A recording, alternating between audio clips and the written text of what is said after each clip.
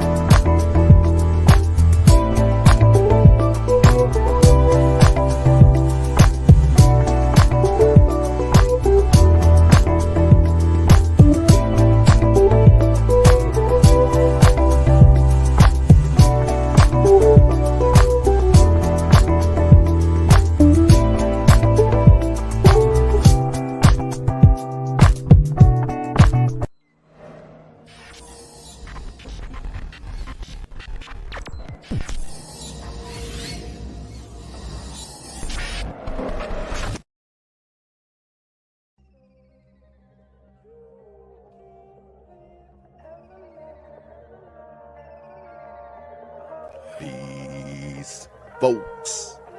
This is X from TPOT Media.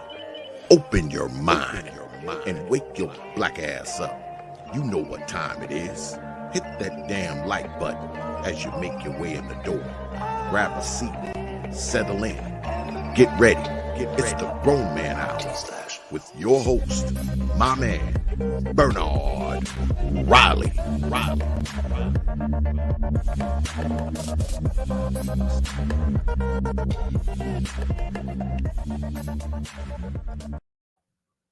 All right, all right. What is going on? What's up, everybody? Like I said, we're going to be joined by Nick Taylor momentarily, but very briefly, let me shout out those of you that made it in bright and early bird squad, as I call it. Uneducated Lane in the building says sliding in the first. VD Chant, what is that? Chantilly says, "Oh, this topic is going to be good. I believe this gets to the root of the matter why the black family is divided." Rasta's Reality says, "I'm here for it. Salute B. Riley, Nick Taylor, my family." Right on, right on. SKC in the building says, "Nick is that guy. Salute Dr. Nick." I didn't know he was a doctor. Are you gonna make me ask him about that? And I really got to do something. Man, my beard then turned into a little struggle beard. I gotta do something about it. I gotta get it edged up properly. I'm over here struggle bearding right now. But shout out to Rosters Reality. Shout out to Lawrence. Who was that? Lawrence Rotano. Shout out to Deanie, who puts a good question on the table. He says, "Does black male politics even exist? Black men are so apathetic and nihilistic when it comes to politics." Interesting. Shout out to A Truism. And this is the last one I'll read. Shout out to LB Crypto. Says, "Another great show coming up. Please like, share, subscribe." Introducing the host of the, here you go, he overrate me every morning. He says, "The number one show in the black manosphere, Bernard Riley." Walks behind the curtain. And could call, listen, I appreciate it. It warms my heart. Actually, when I was watching before I was watching the Angry Man before I when I was getting my show ready, firing this up. I mean, I he probably get my vote for the best show. I mean, he be having some damn good streams. I was listening to that one, and was greatly enjoying it. Before I started my show. So shout out to Angry Man on in the background. But but yeah, I used to always pick a different YouTuber and put them on in the background. But then I should start putting my logo back there. But yeah, I was definitely watching his premiere this morning. It was pretty damn good. But without further ado, we about to go to the man of the hour. Shoot, Nick Taylor, are you there? You got your camera off. Hold up. I just let me turn it. Okay, yeah, I know. Here. No, I just spoke to him in the back. No, I'm good. I'm good. Okay. I didn't know if something happened. No. Because when I move around, I turn it off. I wanted to put some. Yeah, had to get some drink. Yes, sir. What's up, B man? BR. What's up, Big BR? What's going on? Let me put the headphones. Nothing, man. Just shake. Hey, just cut a little time out. Got this is number 2, and then at 11:45, we got a Zoom meeting with some folks from the state, from Texas Department of Licensing and Regulation, but that's a normal thing. Okay, are you on the West Coast? I'm in Texas. Texas. Okay, so you're an hour behind me. Yeah, I'm an hour behind you. Okay, cool. All right, cool. All right, so let's get into it. I ain't in Michigan right now. I wish I was, but I'm not. So. Yeah, I don't know why you wish you was in Michigan, but I. Well, I'm from Detroit. You know, see my folks and everything. I ain't seen them in a while. Fair enough. Before we get into it, shout out to Sir Tice. He says I miss Nick Taylor's show in his store. What up, though, to my fellow native Detroit homie? Right on. I used to shoot videos from my convenience store. Oh, okay. So you owned a convenience store? Yeah. Mm-hmm. Was it in the hood? Yes. All right. So you in San Antonio. So you had the same run-ins with them Negroes. That's what yeah. I mean, not as much gunfire as as Detroit, but but was you selling them fried chicken and single cigarettes behind a bulletproof glass? Nope. Well, Lucy's, they'll put you in jail for that in Texas. You lose your license. And no, just normal, no fried chicken, no stuff like that. I ain't even sell 40 ounces. Don't sell them. The biggest you can get was a quart. You can get a case or 18 pack or whatever the heck. Yeah. But I used to shoot the videos from the store. I sold it to my best friend once my transportation side started getting too much, for me to do both. And plus he the one helped me. He's from Detroit too, as well. And being, he was very instrumental in me pulling it off, 2 of my friends from Detroit. So I sold it to him and he stays here now. And that was also my ploy to keep him from going back to Detroit. So well, all right. Well, let's get into it. Let me get the what I always call the boring question out the way first. A little bit of the background of how you got into even doing this content. I remember you back in the golden days of O'Shea, Duke Jackson, Sunday Rumbles, and all of that. I remember first seeing you back then. So just give us a little bit of the backstory of how you got started, how you got into this whole, posting your thoughts and ideas on the internet stuff. How you get all into this? It actually started, I wasn't in the quote unquote black sector. Okay. I had a firearms channel, because I'm former military. Firearms channel, weapons safety, weapons manipulation, different types of calibers and firearms, this, that, and other, food preparation, food storage, food stuffs, how to cook without electricity, water filtration, all that other stuff. And do you remember the Prepper Purge on YouTube? I got no, I don't remember that. No, I thought when with James Yeager Tactical Response, all the prepper channels where YouTube in one fell swoop changed the policy and about certain firearm thing. Well, if you're, if it's not a paid review and this and that. They saw it. They changed and they just got rid of all of us just like that. Here I am, 16,000 subs, and I was gone. I'm back to 7,000 some odd now. Because for a while I said, you know what, forget it. Then I came back, still done. Yep, he was.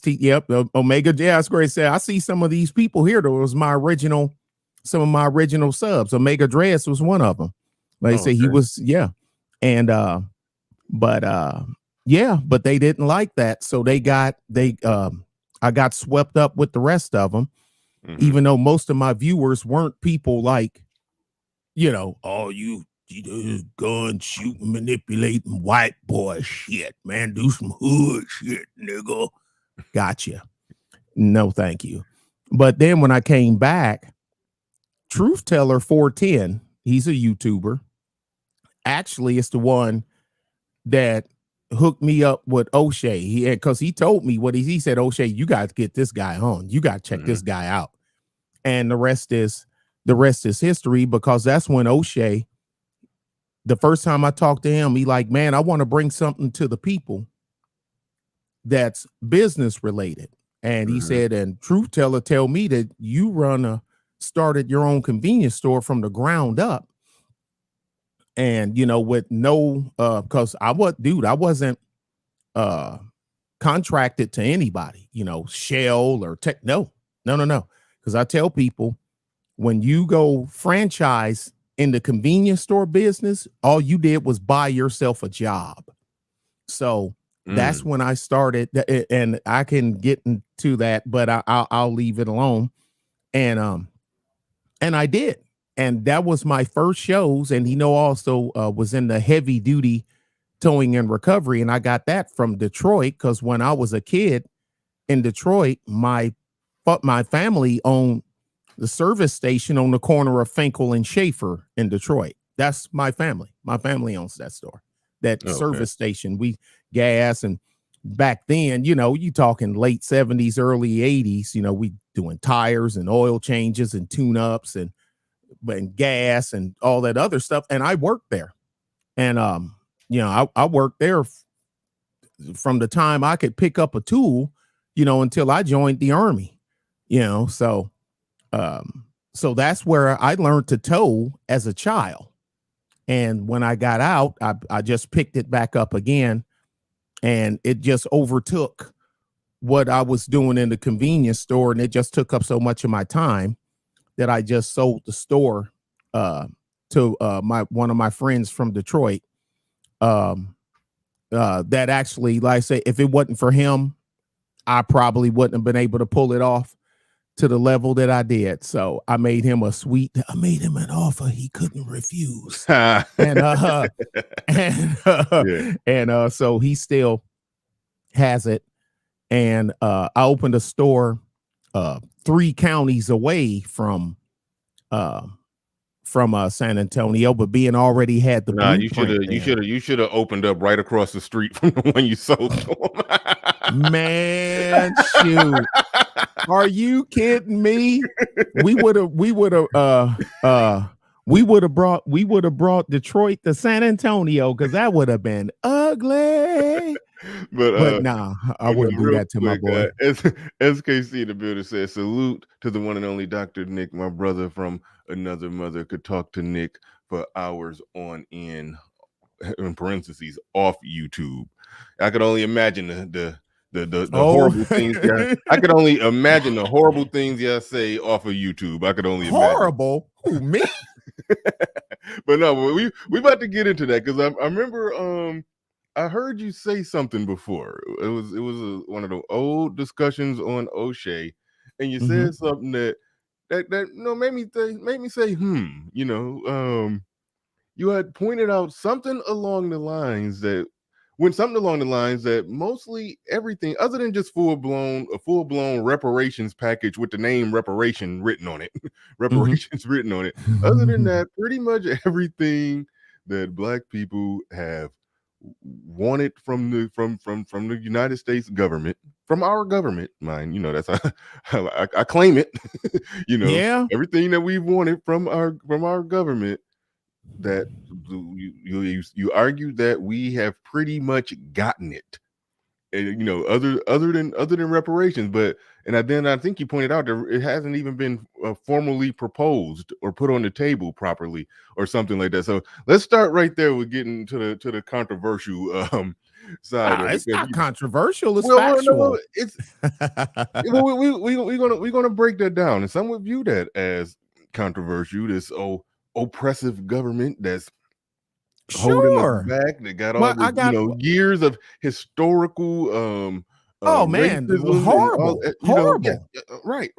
But Yeah, but that was arguing that predates us. I'm probably next to Jay Speed. Jay Speed. Now I know Jay Speed older than me, but he older than Moses. So I mean, I doubt if anybody. I didn't know you were here, Dr. Nick. Oh, come on, Jackie. I told you I was gonna see Jack. I tell Jackie, but she don't listen. Yeah, you don't listen that good. She don't listen.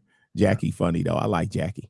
But no. It's yeah, and a lot of things like that's right. It hasn't a lot of things that's done haven't even been formally proposed. It was just done anyway. Okay, Bernard, where's your Congressional Mexican Caucus? Congressional Asian Caucus? Congressional Jewish Caucus? Congressional Irish Caucus? They don't exist, do they? The Jews, they got something.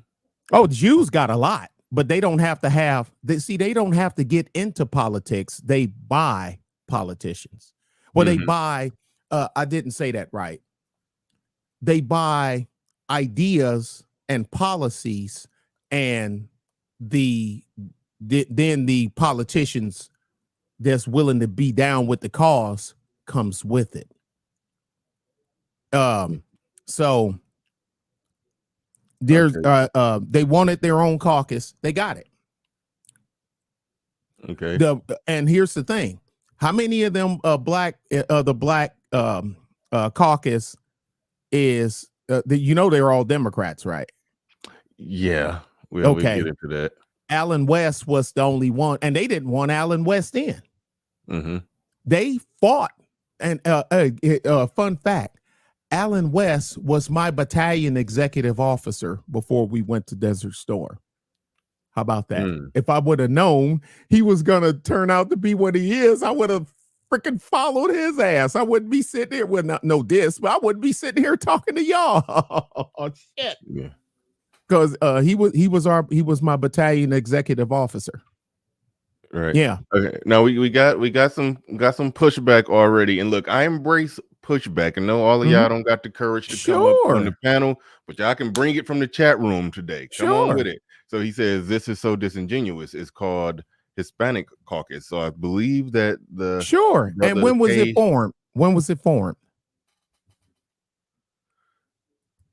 I know it exists. When was it formed? You see what I'm now again, when was the Congressional Black Caucus formed? You got to give us the answer. Give us the answer. No. I mean, no. But see, here's the thing. This is how I do. Since they say it, they should know it. I know it. I'm not going to do their work for them. Because if you step out there, you got to be ready. So he says it don't matter. It doesn't matter what you said was wrong. Gotcha. Okay, I'll deal with that. I'll take that. Yeah, gotcha. The congressional, we have the Congressional Black Caucus. Everybody knows it exists. Been around for a very long time. They run the majority of your urban cities, your big cities. Okay. Where's the biggest problems that we have? St. Louis, Memphis, Detroit, New York, Philadelphia. Man, what the hell is going on in Philly? Jacksonville, New Orleans, Houston, Dallas, I mean, bro, L.A. Who runs these places, Bernard? Black folks, black Democrats specifically. So I mean, Sheila Jackson Lee run Houston. Houston is Houston crazy. Chicago. Mm-hmm. You got Beetlejuice. I mean, and I say, man, Atlanta. Now you got what's that county? Not Gwinnett. That Atlanta is in. That now the entire county judicial system is all black females. Have you seen the stuff they've been locking them dudes up. They've been locking them rappers up using their own rap music, their own lyrics to bring them up on RICO charges. Wow. Yeah. Oh man, shoot, a couple of us done videos about that. I haven't really been up on that. I have been told, and I've seen I've seen them all get together for a photo shoot. No, shoot, man. She done a press conference and everything about it. And cause man, them ATL rappers, it's so bad now. Because I don't listen to that stuff. I just know it exists.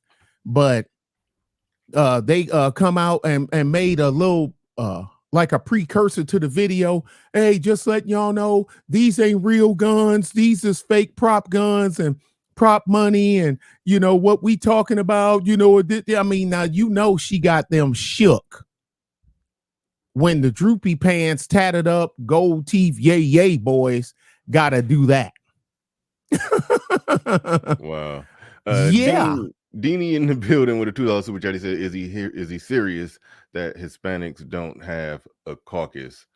They do. Yeah, like I said, when did it come to fruition? Name.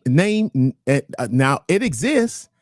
Name me 5 senators. Name me one.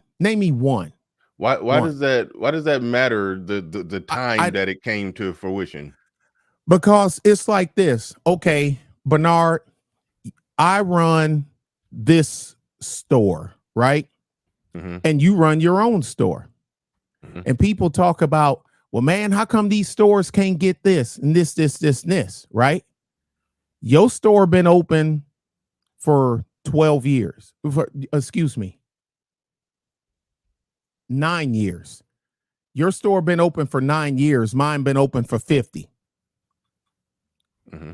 So do you think you and I should carry the same? Do you think you should carry the load and the heat, the same heat that I carry from being open for 50 years, and you just came in 9?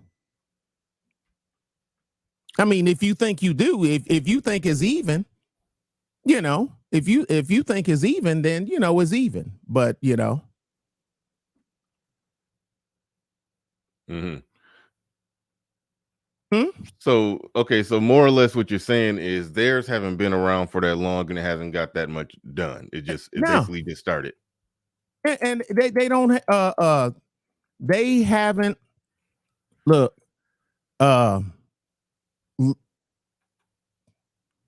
you have 38 members in the Congressional Hispanic Caucus. And I bet you without Googling, the people that's pumping it couldn't name you one of them.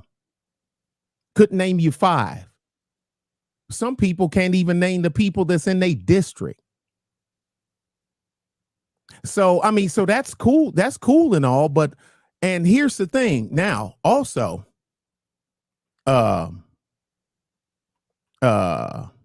Bernard, who do you think the Congressional Hispanic Caucus is? If they do something, who are they doing it for? Hispanics. Exactly. Okay. But if anytime you see a black politician at a podium, they always say black and brown. Thank you. I knew you'd catch it. I knew you did. I've been saying that for a while, that I've never seen a Hispanic person saying brown and black people. So why No. are we always saying No. black and brown people? So yeah, I've been on that for a while. I've been on that Yeah. for a while. Yeah. So what's up, Studio Mansion? So you have that, and I tell people, you okay, it was founded in 78, 79, something like that. The Hispanic Caucus. Now it wasn't 30, it didn't start at 38. It's at 38 now. But they had it then, and it's in certain in the known places. And I still ask, and I done switched over from StreamYard to YouTube so I can look at the chat, and still ain't nobody ain't even named me one person, but that's cool. But I just like to do that. A lot of people, they fall right into it every time. Bruh, they wanted to run their own cities. We have lots of black mayors out here. I know you know that. Mm-hmm. Hell, because I lived under Coleman Young for the majority of my life in Detroit. I mean, I don't remember then. You got Kwame Kilpatrick, right? Then they put his ass in the pen. Then I moved to Texas, and then they put him into the pen in Texas. Damn, it's like he following me. But man, no, why we don't have prisons in Michigan? You got Marquette, you got the big prison in Jackson. Shoot, send his ass up there. But you got all these cities, and then the women came out. You got black female mayors, black female city council members, black female senators, black male senators, lieutenant governors, all that stuff, congressmen, city council, chiefs of police. I know you know this, Bernard. There's some cities that's black. The leadership is black from the top to the bottom. Yeah, and over a 50% black police force. So yeah, I point. You got a black mayor, black chief of police, black sheriff, black city council. What they do? Look, what do they all have in common? They're all in the Democrat Party, and the people still sitting here crying while they blaming themselves. We need to do something. We? What do you mean we? You mean you? You spelled you wrong. It's 3 letters in you, 2 in we. I tell people, what are we gonna do? No, what do you mean? What are we gonna do? What are you gonna do? Yeah, and that is a fair question, because the argument is that, okay, we lack power, but there are pockets where we do have power. So bare minimum, those pockets, somebody need to do this, or they need to do this, or we need to do that, or they, it seems like in those pockets, whatever that it is that need to be done in those pockets, it ought to be getting done in those pockets. So but it's not. And then you have people, because I know I'm a little older than you. When the mass exodus of Detroit came, you know what I'm saying? White folks leaving. No, shoot, black folks. Hell, it's a thing called black flight. Oh, you talking about? Okay. Oh, I know if you were talking about white flight or black flight. Okay. Well, I expect them. Hell, I know what I say to the white people when they left. What took you so long? Damn. But man, it's so bad that blacks all right. Because first, when I was a kid, the blacks were leaving Detroit. And they went to Pontiac. You talking like Trump? The blacks. The blacks. Well, I don't want to say the Negro. I mean, normally I say that when I'm making an attempt at comedy. You killing me. All right, because they went to Flint, right? Okay. Yeah. Went to Flint, went to Pontiac. Oh man, Southfield, Greenfield. Man, I remember when Greenfield Village used to be nice. I remember when Fairlane Mall, did you used to see, because I'm an old cat, we used to go to Fairlane, man. You go to Northland if you just wanted something quick, but besides that, you went to Fairlane. Fairlane was nicer mall. And you can get Izod Lacoste button ups and whatnot with the button down collars and whatnot that you couldn't get in Northland. You couldn't get them in Northland back in the day. Now Northland Mall is closed. Northland been closed for a minute. Why is that? You lose so much stuff and you controlled it all. Mm-hmm. Coleman Young said, I'll be mayor as long as I want to be mayor. I'll say when I'm not going to be mayor of Detroit anymore. He said it on TV. He said it on TV and didn't bat an eye. And he Coleman Young didn't lose an election. He just decided not to run anymore once he got up there in age. This is easy. I mean, everybody, the Detroit family in here, Sir Tyson, all them, they know that. I mean, they know this stuff. This is known. Now Detroit was in a bubble, if you will, but us Detroiters, we know that. He said it on TV. You can still pull it up. I bet you you can Google it and it'll pop up. Right, I haven't done it. I mean, I was watching it on TV. My daddy used to make me, when he come home from work, keep it 100. What's up, bruh? My dad, when he'd come home from work and he'd eat, he'd have either myself or my sister read him the newspaper while he was eating. And he'd always tell us he don't know how to read. And you got to read it for me. He knew how to read. He just wanted, you know what I'm saying? He just want us to read it to him. And he would be talking about stuff and he explaining stuff. He said, go back. He eating. Go back. Say that part again. And you say it again and he'll elaborate. Because, you're 12. You're 14. Man, by the time I was 14, 15 years old, grown folks didn't want to deal with me politically. They did not. Man, I was respectful. Yeah. Oh, and also my grandfather, here's another black first. My grandfather was the director of the Utley Branch Library in Detroit. Mm-hmm. The big library. It's not, it used to be then. My grandfather was the director. My granddaddy of a library. So we done a lot of reading. Yeah. Sir Tyson in the building says, you forgot also in many of these cities, black prosecutors, all of them are in George Soros' pocket also. To be black on the left equals socialist / Marxist. Thank you for that. Thank you.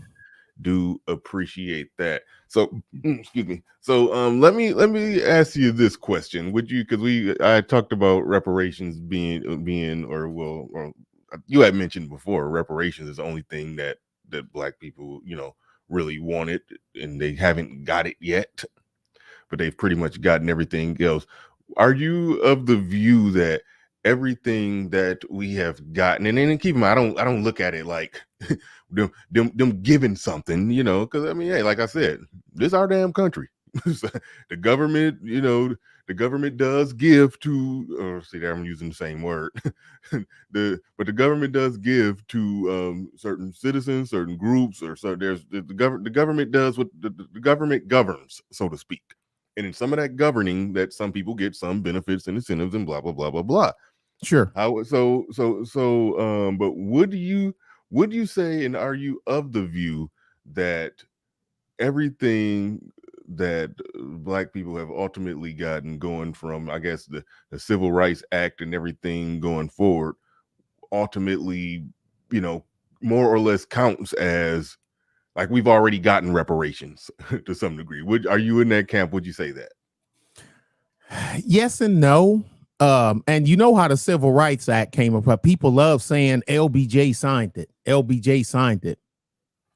But they love leaving out, and a lot of people, they know this. Mm-hmm. It's just that ideology trumps race. Mm-hmm. And the average liberal and black Democrat will carry that ideology with them to the grave. They don't care. And I don't care that they don't care.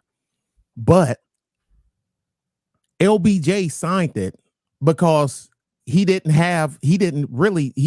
Okay, Bernard, it's easier to get out in front of something that's coming and put your name, put your stamp on it. It was coming anyway. And the midterm election that came, you done lost the Senate.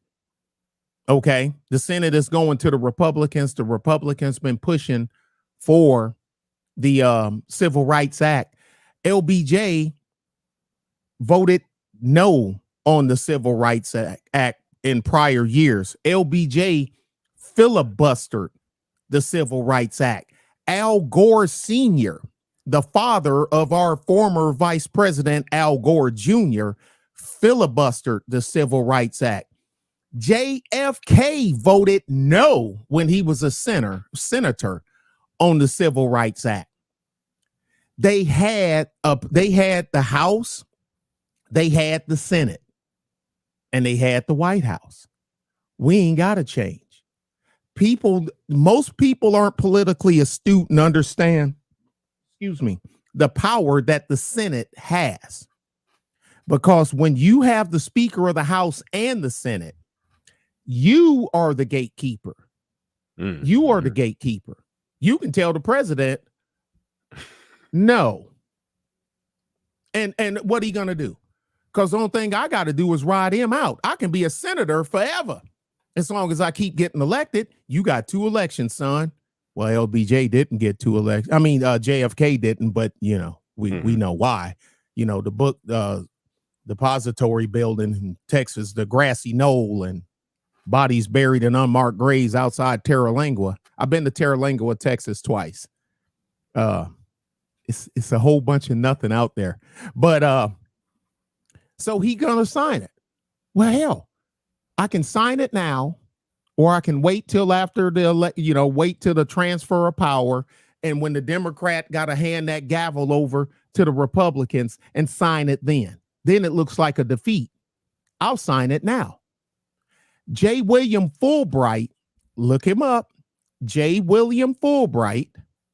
He was also Bill Clinton's mentor when the Young Democrats thing and segregationist, but is Arkansas, right? J. William Fulbright, the one told LBJ to do it. LBJ thought he had lost his mind. Dude, you're gonna have to sign it anyway. You can sign it, and we'll make you the hero, or you can sign it.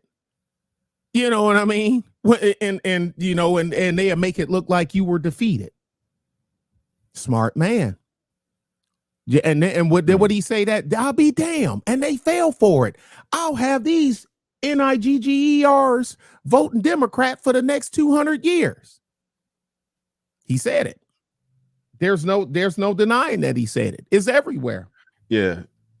Now, so Kennedy wanted to sign it, but LBJ, who was his successor, was completely against it. Like I never looked at it like that. Like he was against it, but he just strategically signed it. I mean that was something I never. The 2 sessions before, Kennedy voted no. His voting record, his public record. I mean, that's why I tell people the Library of Congress.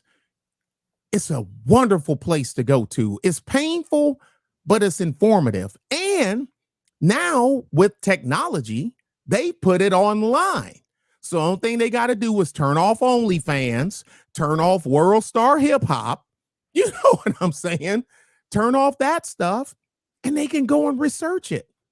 And go, now I will admit, I've had some staunch Democrats just come back and tell me, you know what? You're right. I went and looked it up, and what you said, I had my timeline wrong. You were right, dog. I don't be expecting that, but I've had people do it. Now, they'll look at stuff and read it. What does it say? Here's the vote. Here's the vote of the House. Here's the vote of the Senate. 1958. Here's the yays. Here's the nays. What does it say? Yeah. Here, what does it say? yeah, he's in the nay column, but no, there is no but. There is no but. You know what I mean? Well, Bernard Riley voted yes on taking people's guns away, but he didn't mean it. No, that's not how this works. Is he in the yay column or the nay column? Where is he at? George Wallace, another one. Do you know George Wallace was governor of Alabama until 1988? I know you know who George Wallace is. Mm-hmm. The governor of Alabama. Segregation in the South, segregation now, and segregation forever. Yeah. George Wallace was the governor of Alabama until 1988. Huh? That and now there's a lot of people that probably don't even know that. How can you still be the governor of Alabama up until 1988 without the black vote, Bernard? This man, him and his right hand man, Bull Connor, was the ones King going over the bridge, the water hoses, the people, the rush, the bridge, dogs, all this other stuff. Oh, then he got shot. Well, okay. Well, now I done got shot. Okay. Well, now, okay. I'm a pander. Okay. I'm gonna give you nigger or something. Okay. George Wallace was the governor of Alabama. George Wallace won governor of Alabama 4 times. His last term was in 1988. I remember that was the year I went to Germany in 1988. How, Bernard? How? I know it's a rhetorical question, but it makes the average American Negro squirm because they even know ideology trumps race, dog. It just does.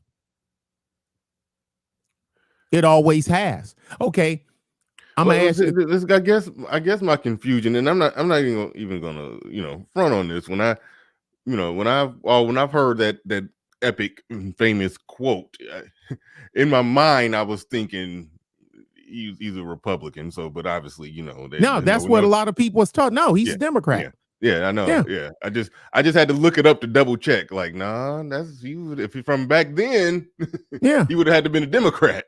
Yeah, had been a Democrat that was talking like that back then. But we look at Republicans are the ones who are on that spectrum and say something Robert like Byrd. That but Byrd, he's another one.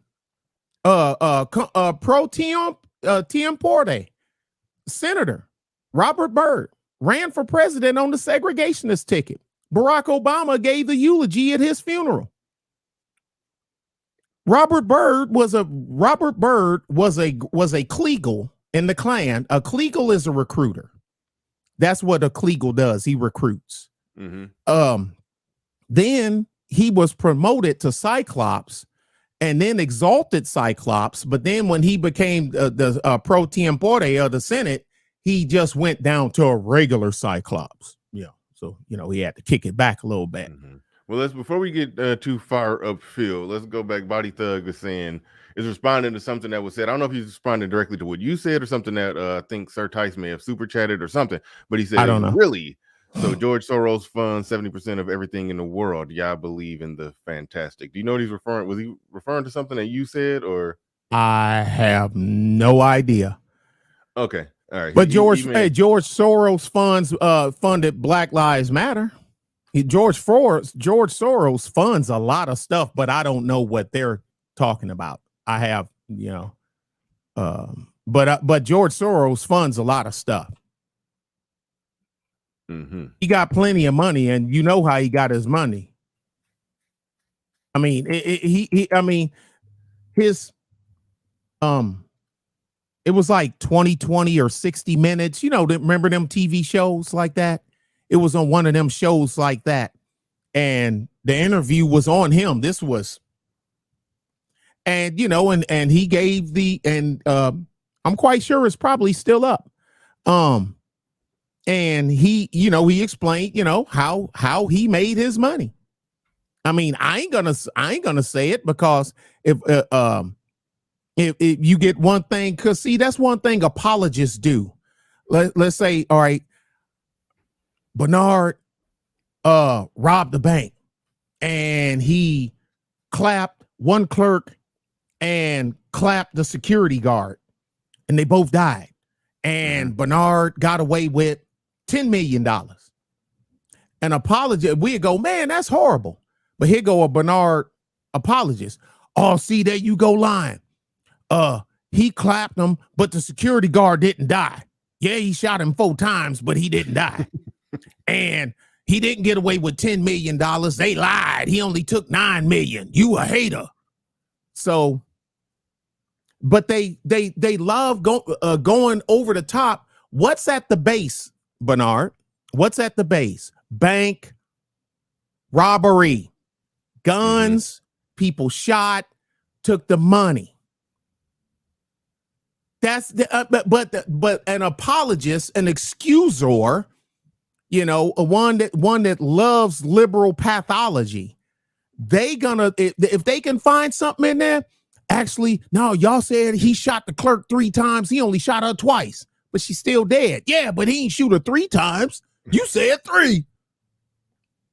This is what Negroes do, and white liberals, and that's where they learned it from. And it's crazy, huh? Oh no, I was about to go ahead, bro. Super chat real quick. Deanie, I'm sorry. $5 super chat. He says, "All talking points, no substance. The black political agenda has been mostly about accountability instead of self-determination, which is the root cause." What do you think about what he said there? Nothing. I mean, you want me to feel, but you want me to tell you the truth. I don't know exactly what he's saying. I'm used to hearing stuff like that. This is word salad to me, but that's cool. See, that's the thing about me. I'm not trying to sway anybody to my level of thinking or my thought process. They will throw something out. Okay. And how has that worked? How has it worked? All right. Well, speaking of that, Deanie is reminding me, you know, the 14-point agenda is a good start for black male politics. And I did a video with a live stream with Hood Conservative where we, you know, went over Dr. Tia Sines Johnson's 14-point black male political agenda. And, you know, I liked it. There's a few things that we can nitpick or, you know, actually, you know, and Dr. Tia Sines Johnson said, hey, if you got any ideas, submit them, you know, so it's an open living document, so to speak. So that's good. That's good. And I like that. I have no problem with that whatsoever. Yep, absolutely. But from your perspective, if you had to break down, okay, what is it that black people want politically? And then we'll go to what specifically the black men want politically, and then we'll talk about the women's what the women's want politically. But in general, I mean, all you gotta do is look at their voting record. Their voting record says it all, and that's something else that can easily be looked at, and people will still try to tell you that they didn't vote for what they voted for. You know, you're gonna have certain people that's gonna pop up. They've been doing. I mean, it never ends, and that's why I figured out something that, you know, I'm like, God dang, Daddy, I wish he was still here. I would tell him, man, you was right. You was right. He said, man, it don't make no difference. He said, you can sit here, put the book in somebody's lap, and let them read it line for line, and you read it with them, and they'll swear up and down, and they'll find a way to dance around what they actually just read. He says, so if they read it and they dance around it, what do you think they're going to do if you verbalize it to them? And I didn't understand what he was saying at the time, because I was just in the Army. I've only been in the Army a couple of years, so I was still a teenager. And I just couldn't put my, you know, because I got Army life and I'm got this going on and field artillery, and then I'm talking to him, and I get it now. Well, I've been had it, but I get it. And he's right. He's right. He said, man, you can sit there and you can put the book in there. He said you can sit there and put it in their lap. The congressional appointment for pick a year, their bullet point, and put it in their lap and let them read it line for line. And they'll find a way to dance around what they just read, because it's not what what mama and them or what they think in their brain it should be. Mm-hmm. And he's right.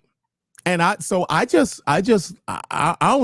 do what I got to do to take care of the people under my tent. Everybody else, bruh, they on their own. I look, I observe, I calculate, I try to make moves so I don't get caught up in the ruckus or whatever the heck. And that's about it. And that's it. I will honestly say it, and I do it without batting an eye. I don't try to help anybody that has the ability to read and refuse to comprehend. I won't help them. I act like I don't even know what they're talking about. Hey, Nick, yeah, man, did you hear about yeah, something about it? Well, you know, I don't know. I ain't look into it enough. Know it forwards and backwards. I ain't fucking with you. You ain't worth the time. So a lot of people are wasting and Bernard, this is what they want you to do. That's just the thing. The ones that want to keep it the same, they will do everything in their power to keep you wasting time, treading water, because then you don't have time to get to a real issue. You're stuck there with them. That's another crab barrel mentality tactic. You're treading water. Yeah. One thing that we had talked about before, that when we were on Uncle Stu's show, I don't know how it was, but I don't know how we got on the subject of the Million Man March and how everything that the men wanted and was talking about and the important issues that was discussed at the Million Man March. And then at some point later, there was I put air quotes. I don't know if they got 1 million people out. Some people say the Million Man March didn't get an actual million, but anyways, but it's supposed million. From what I understood, they did. The first, I wasn't there. But I thought I saw. I heard somebody make a case that it wasn't 1 million, but it don't matter. It was a whole lot. It was. Fucking robots, sales calls. Okay. All right. But then, so the agenda and the things that they were talking about and Angela Davis at the Million Man March, they, it was things that were, it was community based things that would help Black men, Black women, and Black children, the whole Megillah, the whole works and everything. And then came later a Million Woman March, and you had pointed out that whole the agenda was a bit different. So like educate yes, it was on the difference from what was discussed in the agenda in the Million Man March versus the Million Woman March. Well, the Million Man March, and I'm not a NOI member. I'm not NOI, never been NOI or FOI, neither either. So it's not like I'm speaking from Wallace Fard's pulpit. Who is Wallace Fard? Okay. But Farrakhan, his speech was more so about men getting your SHIT right, pretty much.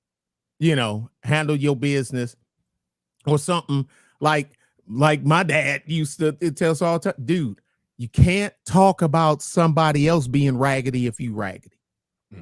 He said, so if you raggedy and they raggedy, y'all need to actually get together and try to unragged each other. If you can't out-ragged each other, stop talking about being raggedy until you can. Sometimes the best thing to say is nothing. Right. And I pulled it up while you were talking. Angela Davis. Okay, here we go. Associated Press, October 13th, 1995. No march movement or agenda that defines manhood in the narrowest terms and seeks to make women lesser partners in this quest for equality can be considered a positive step, said Angela Davis, speaking for the new group, African American Agenda 2000. Therefore, we cannot and will not support this march. Now, watch. There's going to be somebody, yeah, but what she meant was, you a coon. Gotcha. I'm telling you, you can put it, you can lay it in their lap and they read it and they will still find a way. Just say, dude, just say you march with the pigs. Just say you march with the pigs. Nine Inch Nails even made a song about it, March of the Pigs. But anyway, that's a musical reference. I ain't going to get started. But yeah, former NAACP director Ben Chavis, who is helping Farrakhan organize the event, told CNN on Friday, quote, if a black woman shows up, she will be given respect. She will be allowed to join the assembly. Will she be excluded? The answer is no. That's what Ben Chavis said. But she wasn't having it. She said that there are ways of understanding black masculinity that do not rely on subjugating women. So this was then. Now, what are you dealing with now? You're dealing with the same shit right now. You're dealing with the same thing right now. Yeah, even their rhetoric is starting to switch up, and I've been noticing this over the last year to where they don't talk about, racism and white supremacy. Like they don't talk about the big bad white boogeyman. They try to say that that's no problem. Well, they say that that's no problem because they're trying to replace it with a big black boogeyman. They're basically saying no. They're trying to argue that black men are our oppressors. That's literally where they're taking it. You heard that in essentially when Cynthia G was talking to Umar Johnson. You could hear it plain as day. I can't listen to her talk, dog. She hurts my ears. Hey, listen, those last two streams I did, that was the first time I ever reacted directly to anything that she's done. I refuse to do it. Now, I've responded or countered some of her arguments, but I've never pulled her up on my show and had her voice. I can't do it. I can't do it. The pitch of her voice is just, it's just, I don't know. I can't listen to it. I suffered through that one because it was 5 people on the panel. It was 5 people on the panel, so it just wasn't a steady stream of her. But I can't listen to her. The pitch of her it's voice. her tone. It's her tone. No, the tone or just it's the pitch, the level. There you go. The pitch. There you go. Her pitch and her cadence. Yes. The pitch and the cadence is what does it for me. I don't care if she was talking about kittens and bunny rabbits. That shit would sound horrible. I actually was on how I came across her. It was me, Super Sly, E. Dean Cole, Cynthia G, and Nyla Says on a panel together. Oh, that was on my O'Shea. goodness. That was on O'Shea, wasn't it? Mm-hmm. Yep, I remember that. That was sort of that may have been like early. Boy, they don't like me at all. that was so funny. That was around the time I first started really watching. Like I probably late 2017. I probably started seeing some of this kind of content. Don't but by like 2018, I was all the way you in. Are. Oh, oh, so you're watching my stuff. Oh, okay. Well, I'll be damned. Yeah, but bruh, that I can't. Okay, now I don't know anything about them besides of what I hear other YouTubers say. And you know how I go. You got to take some things with a grain of salt. Mm-hmm. But everything can't be false. So I look at it like this. I'm a married man that didn't have any children until he got married, with a woman that didn't have any children until we got married. We raised the children in-house under the same roof. They didn't have any children until, well, one just got married. None of them have any children. They're all adults. They're all grown. The youngest is 23. I'll be damned if somebody that's them, and like I say, they don't want for nothing, wasn't struggling. You got your own room. You know what I mean? Okay, the boys got their bathroom, girls got their bathroom. They ain't got to do that. But, but you got your own stuff. So I'm supposed to listen to someone that's never been married, but have children or a child or two, I don't know how many, anybody out of wedlock, and you ain't running your own shit. Why would I listen to you? You have nothing of value, and this ain't no diss. This is reality. Bernard, you got your studio. You got your studio, right? I like your studio. I like that. Hey man, the Egyptians is gonna come get you for that gray design. You got the blocks going over the black. They coming to get you. And they see Bernard, you using a design that they stole from the Phoenicians.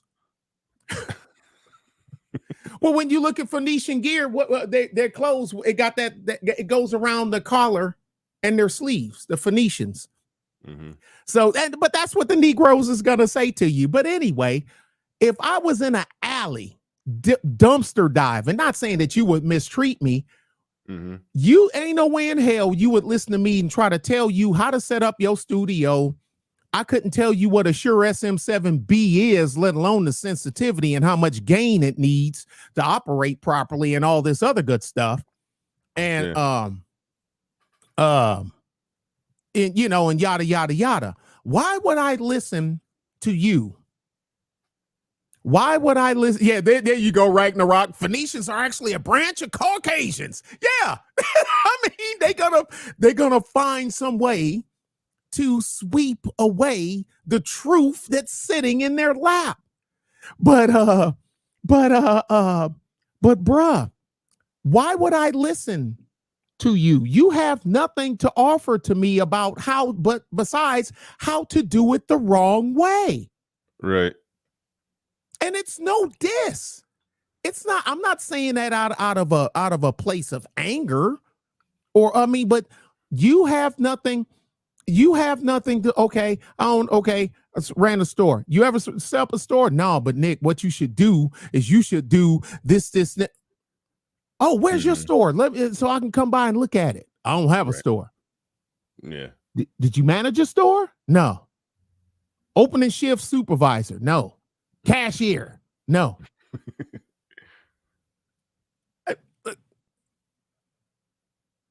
Bruh, stop it. Yeah. I don't know what you do for an actual living to make your money, but I know it ain't what I do. Right. So you can say sanitation managerial clerk, that whatever it is, I can't tell you how to do it, Bernard, because I ain't never freaking done it. Now, if you're talking field artillery, I am the king of battle. I don't give a fuck what nobody say. I am the king of battle. Right. Escaping the echo chamber is saying, he's saying to Deanie in the chat room, he said, I will try to join the panel if time permits. You know what? I will put it in. If you got pushback to something that was said. Yeah, until I got to go to my next meeting, I'll be here till but I already told you, the time I gotta. Yeah. Because so you gotta leave in what, about an hour? At 11:45. Well, we in different times. Well, I mean, okay. Well, so it's 10:45. Yeah, it's 10:51 here now. 10:51. Okay, so you got a little under an hour. So let me get that. Let me get that link in the chat right now. To anybody want to challenge anything that you said. But I think your general take when it comes to politics with black folks is. Look, man, the Democrats ain't got to do nothing for you. Let me just sum it up. They ain't got to do nothing for you. Okay. Well, it's easy. What's the largest voting block of the Democrats per diem is black females. And black men, some black men rib them about it. Well, black men, the second largest voting bloc per diem is black men. Y'all follow them. And I say y'all loosely because of course every black, okay, they say they 89% of black women are Democrats. So that means 11% ain't. Small number, but they still ain't, you know, and 80% of black males are Democrats. That means 20% ain't, you know. Me, I don't look for someone to give me solutions to my problems. I am the solutions to my problems. So it's like, okay, I want to cross Lake Superior. Okay, I can swim or I can get on a boat. I'm going to, you know what I'm saying? I mean, okay, you got a big boat, you got a rowboat, or you can swim. Now, all of them will get you there. Well, Lake Superior, you're going to drown because that's a big ass damn lake. You ain't swimming across Lake Superior. But I was just, you know, just in jest saying that. Use the vehicle that you feel is more efficient to you. I have no use for nothing the Democrat Party has, and I have no use for about half of what the Republican Party has. I have no use for. None. The Democrat Party, I have nothing usable from them. Me. But I only speak for me. All right, real quick before I go to escaping the echo chamber, real quick. Weather in the building with a super chat. He says 9 Inch Nails is garbage. With all due respect, OG, I was a fan of Ministry. Industrial metal fans know. I know who Ministry is. I got some Ministry records, but okay, that's cool. He talking over my head, but I am gonna get up on 9 Inch Nails. I'm gonna check that out. No, well, I'll still be 9 Inch Nails. It's not going anywhere over here. It ain't going nowhere over here. Love 9 Inch Nails. Trent Reznor is the man. He says, name a 9 Inch Nails album better than The Mind is a Terrible Thing to Taste. Thank you. All of them. All of them. All right. Okay, so let's get to. I think we got some potential pushback in the building. So let's go to escaping the echo chamber. What do you got to say about what you've heard from the brother Nick Taylor? Hey, thanks for pulling me up, Bernard. And yeah, so I mean, I hear what he's saying about apologists on the left. And I like the point that he just said about how he doesn't have anything, 50% of the Republican Party, even though I think it's a lot more than 50% of the Republican Party that's just trash. That's for you. That's just for you. No, I mean, that's just trash. No, I'm just saying, like, they don't even stand for the things they talk about small government. There's nothing small government about the Republican Party. This is true. Right. So, like, and when we're talking about apologists, you've got apologists on the right that will make excuses for America's crimes, for the police brutality, for all sorts of things that the government does wrong, as long as it's their side. So when Trump is doing all kinds of crazy stuff, they're making excuses instead of like, wait a minute, he talks about law and order, but he doesn't, when it applies to him, there's no law and order. Like even just this thing with the documents, whether they're classified or not, they're government documents. He's no longer in government. That stuff should be in the government's possession, so that if the people want to get hold of that stuff, we have access to it. But what I'm saying is, like, I see that we've got two parties that both want to control our lives. Both of these parties need to go. Both of these parties are a problem, whereas the Democrats want to be like the mother. Democrats want to be the mother that takes care of us and does everything for us. The Republicans want to be the father, the disciplinarians that tell us what to do, and they come down with an iron fist. But like, we're adults, and so I look at it as, I don't want a father or mother from government. I'm an adult. I want to be able to handle my own stuff. Yeah, like I say, that's why I said I am the reasoning. I am the solution to my problems. That's why I thought I made it clear, but maybe I didn't. But No, yeah, so, I'm the yes, solution. I agree with that point, and so that's why I'm saying, like, where there's and I'm not saying you, but I'm saying I've seen so often because of the disenchantment with ridiculous stuff that the Democrats do. A lot of people, and like I said, I'm not saying you, automatically assume, oh well, Republicans, that means the Republicans, we got to give them a shot. Whereas, like there was a meme somebody had of how the Democrats will talk nice to black people, and then right after the election, kick us out the car. That they got that meme of us getting kicked out the car, and I'm like, well, that's what It happens. And it happens. every election, Yeah. But the And Republicans do it before we even get to the they do it over and over again. Yeah, Republicans kick us out the car before we even get to the election. So you got Republicans like, we don't even want you in the car. Republicans are like, you'll just go, because you have black conservatives that will stand up on principles and actual conservative principles that the Republican establishment just turns its back on. Just they'll pop up your Candace Owens, your Officer Tatum's, people that aren't even actually conservative, but they'll prop them up. Why do you say they're not? Hold on, real quick. Why do you say they're not conservative? So, well, because they don't even stand on conservative principles like small government. Like, there's nothing small government about the Officer Tatum, and I'm going to use the term bootlicker because that applies to him so much. Because anytime a cop does something, he'll make an excuse for it. He made excuses for the Uvalde police.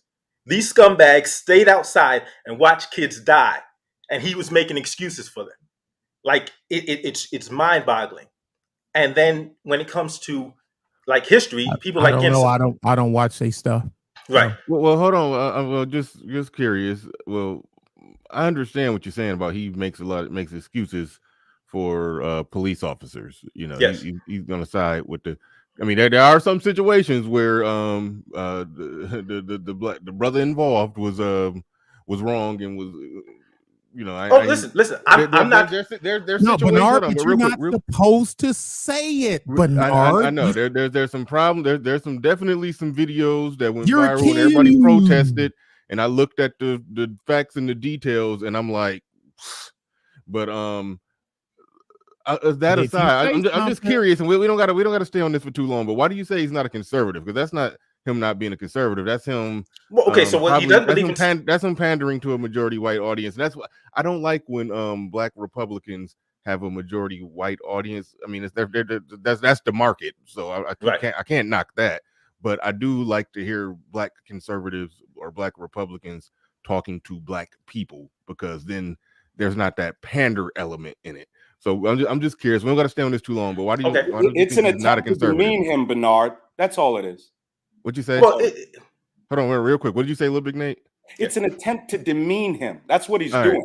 All right, and yeah, I get that part, but let's just deal with real quick what makes him not a conservative. I'm just curious. Okay, but because he speaks not on conservative principles, but on things that only pander to the base, the low-hanging fruit that pander to the base, and he's not actually preaching for small government. He's not actually preaching for fiscal conservatism. Like, because there was nothing fiscally conservative about Donald Trump. There was nothing small government about Donald Trump. But Candace Owens and Brandon Tatum are both just Trumpists. They're not even conservatives. They're Trumpists. And so that's what Donald Trump, because Donald Trump is not, nor has he ever been, a conservative. He was a New York Democrat for most of the time. He left at around 2008, 2010. If you could look at his spending, donated to Cuomo. Conservative, sir. Huh? He didn't run as a conservative. He ran as a nationalist and a populist. Maybe you should know the difference. So then he sound right. And I'm right. He's not a conservative. Nonsense. So then he's not a conservative. Nonsense. So I'm right. Like another leftist black man. So I'm right. Wait, hold on, time out. Hold on, real quick. Time out. Time out. Hold on.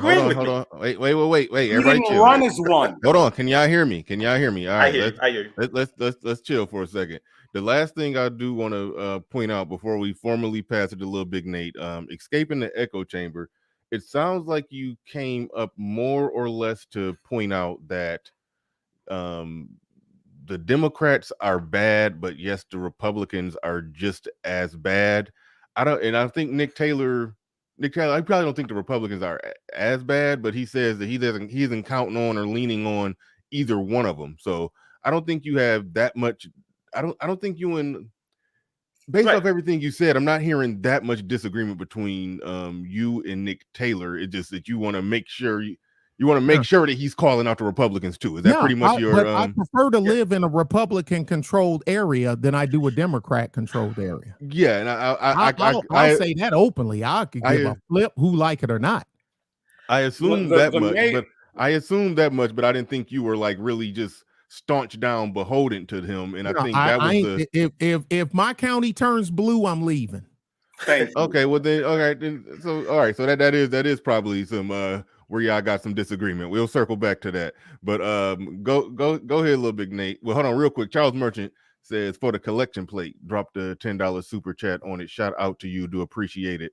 SKC in the building says, how can you have a black Republican with a majority black audience when black people make being a Republican a race issue? That seems odd. Yes, it is odd. That's why I said that's why I don't pay him no attention. That's why I said it's the market, so you really can't help that. But when I came to the Black Manosphere, when I started watching a lot of these channels, that was the first time I saw black men speaking who were conservatives or Republicans or whatever who did have majority black audience. You know, I heard those ideas, coming on O'Shea's channel, and O'Shea is more on the I don't know if he's switching, but I know he was definitely more on the conservative side. Then I know there was Obsidian, who's a staunch down Republican, and I'm like, this is a black man who's a Republican talking to a majority black audience. Then Angry Man, Angry Man's channel was previously called The Street Conservative, and he had a majority, obviously he got a majority black audience. So when you say, where is that? It's actually here in the Black Manosphere that you see black men who are conservative with majority black audiences. And I like that because I think then, I think a better conversation is being had than when you got a black man with what appears to be a 95% white audience talking conservatism. It just, I don't know. Too many of them say stuff where it sounds like they're pandering to something. It is like, and that's just my opinion. That's how it looks. That's how it comes off. And I take your word for it because I don't watch them. Yeah, I mean, it's sort of like how the brother escaping the echo chamber pointed out that there are times when the police was absolutely wrong, and then Brandon Tatum will be the apologist, and it's like, come on, bro. Like, when a cop is wrong, I'm the first man. I be on them. Yeah, exactly. But when this drop the gun, dude, put it down. Drop the gun. Drop the gun. And drop the gun. He didn't have to shoot him. What part of drop the gun did you not understand, Vontarian? And yes, that was his name. I'm not making it up. All right, real quick, hold on, real quick before I go to Little Big Nate. Christian Hutchins in the building said black Republicans when they are pro-business. He said black Republicans when they are pro-business, they can stay focused. Wade into social issues, they get into weird positions because they try to stay in good favor. Yep, I agree. Signed closet black Republican. Yeah, and that's sort of what I was getting at, where the Brandon. We'll move on from Brandon Tate, but there are some times where you can tell that he's trying to manage being in good favor of his majority white Republican audience. You could just tell, and then that's where I lose interest. So I like, even though it's rare, I like to see Republican black men talking to black men. That's how I like to see it. But all right, Weather in the building says Donald Trump was a moderate libertarian and an isolationist. He is more in line with Tulsi Gabbard. Tulsi Gabbard. Tulsi Gabbard. Okay, Tulsi Gabbard, Ron Paul, and Ronald Reagan. Thank you for the super chat. Appreciate that. All right, Little Big Nate, go ahead. You got the floor. You got the mic. All right. First of all, Donald Trump didn't run as a conservative. So what he's attempting to do is just demean him. And I love when these leftist Hotepian blacks try. Hold on. I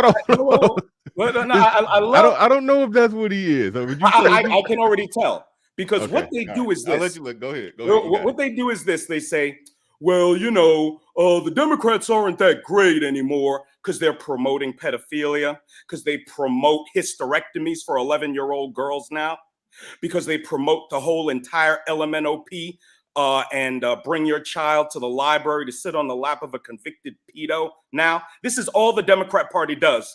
That's and crazy. Fellas like this are voting for these guys.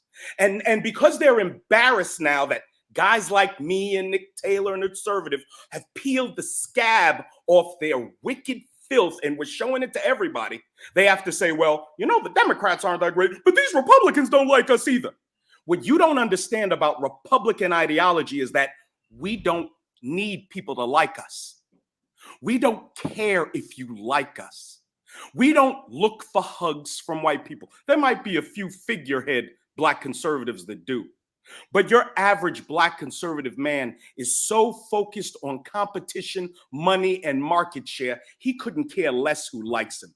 He's out here making money and competing and trying to place himself better in the ranks of men.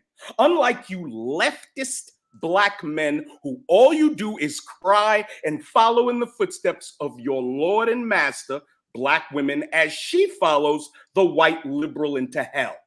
That's what you all do. And you can smile and giggle all you want. If you'd like to debate me, Brother X has a debate show and we can handle whatever you want to about Donald Trump and anything else. And if Republican and conservative ideology is best for Black men moving forward. We don't need politicians to like us. We don't look for grown men to come up and give us hugs.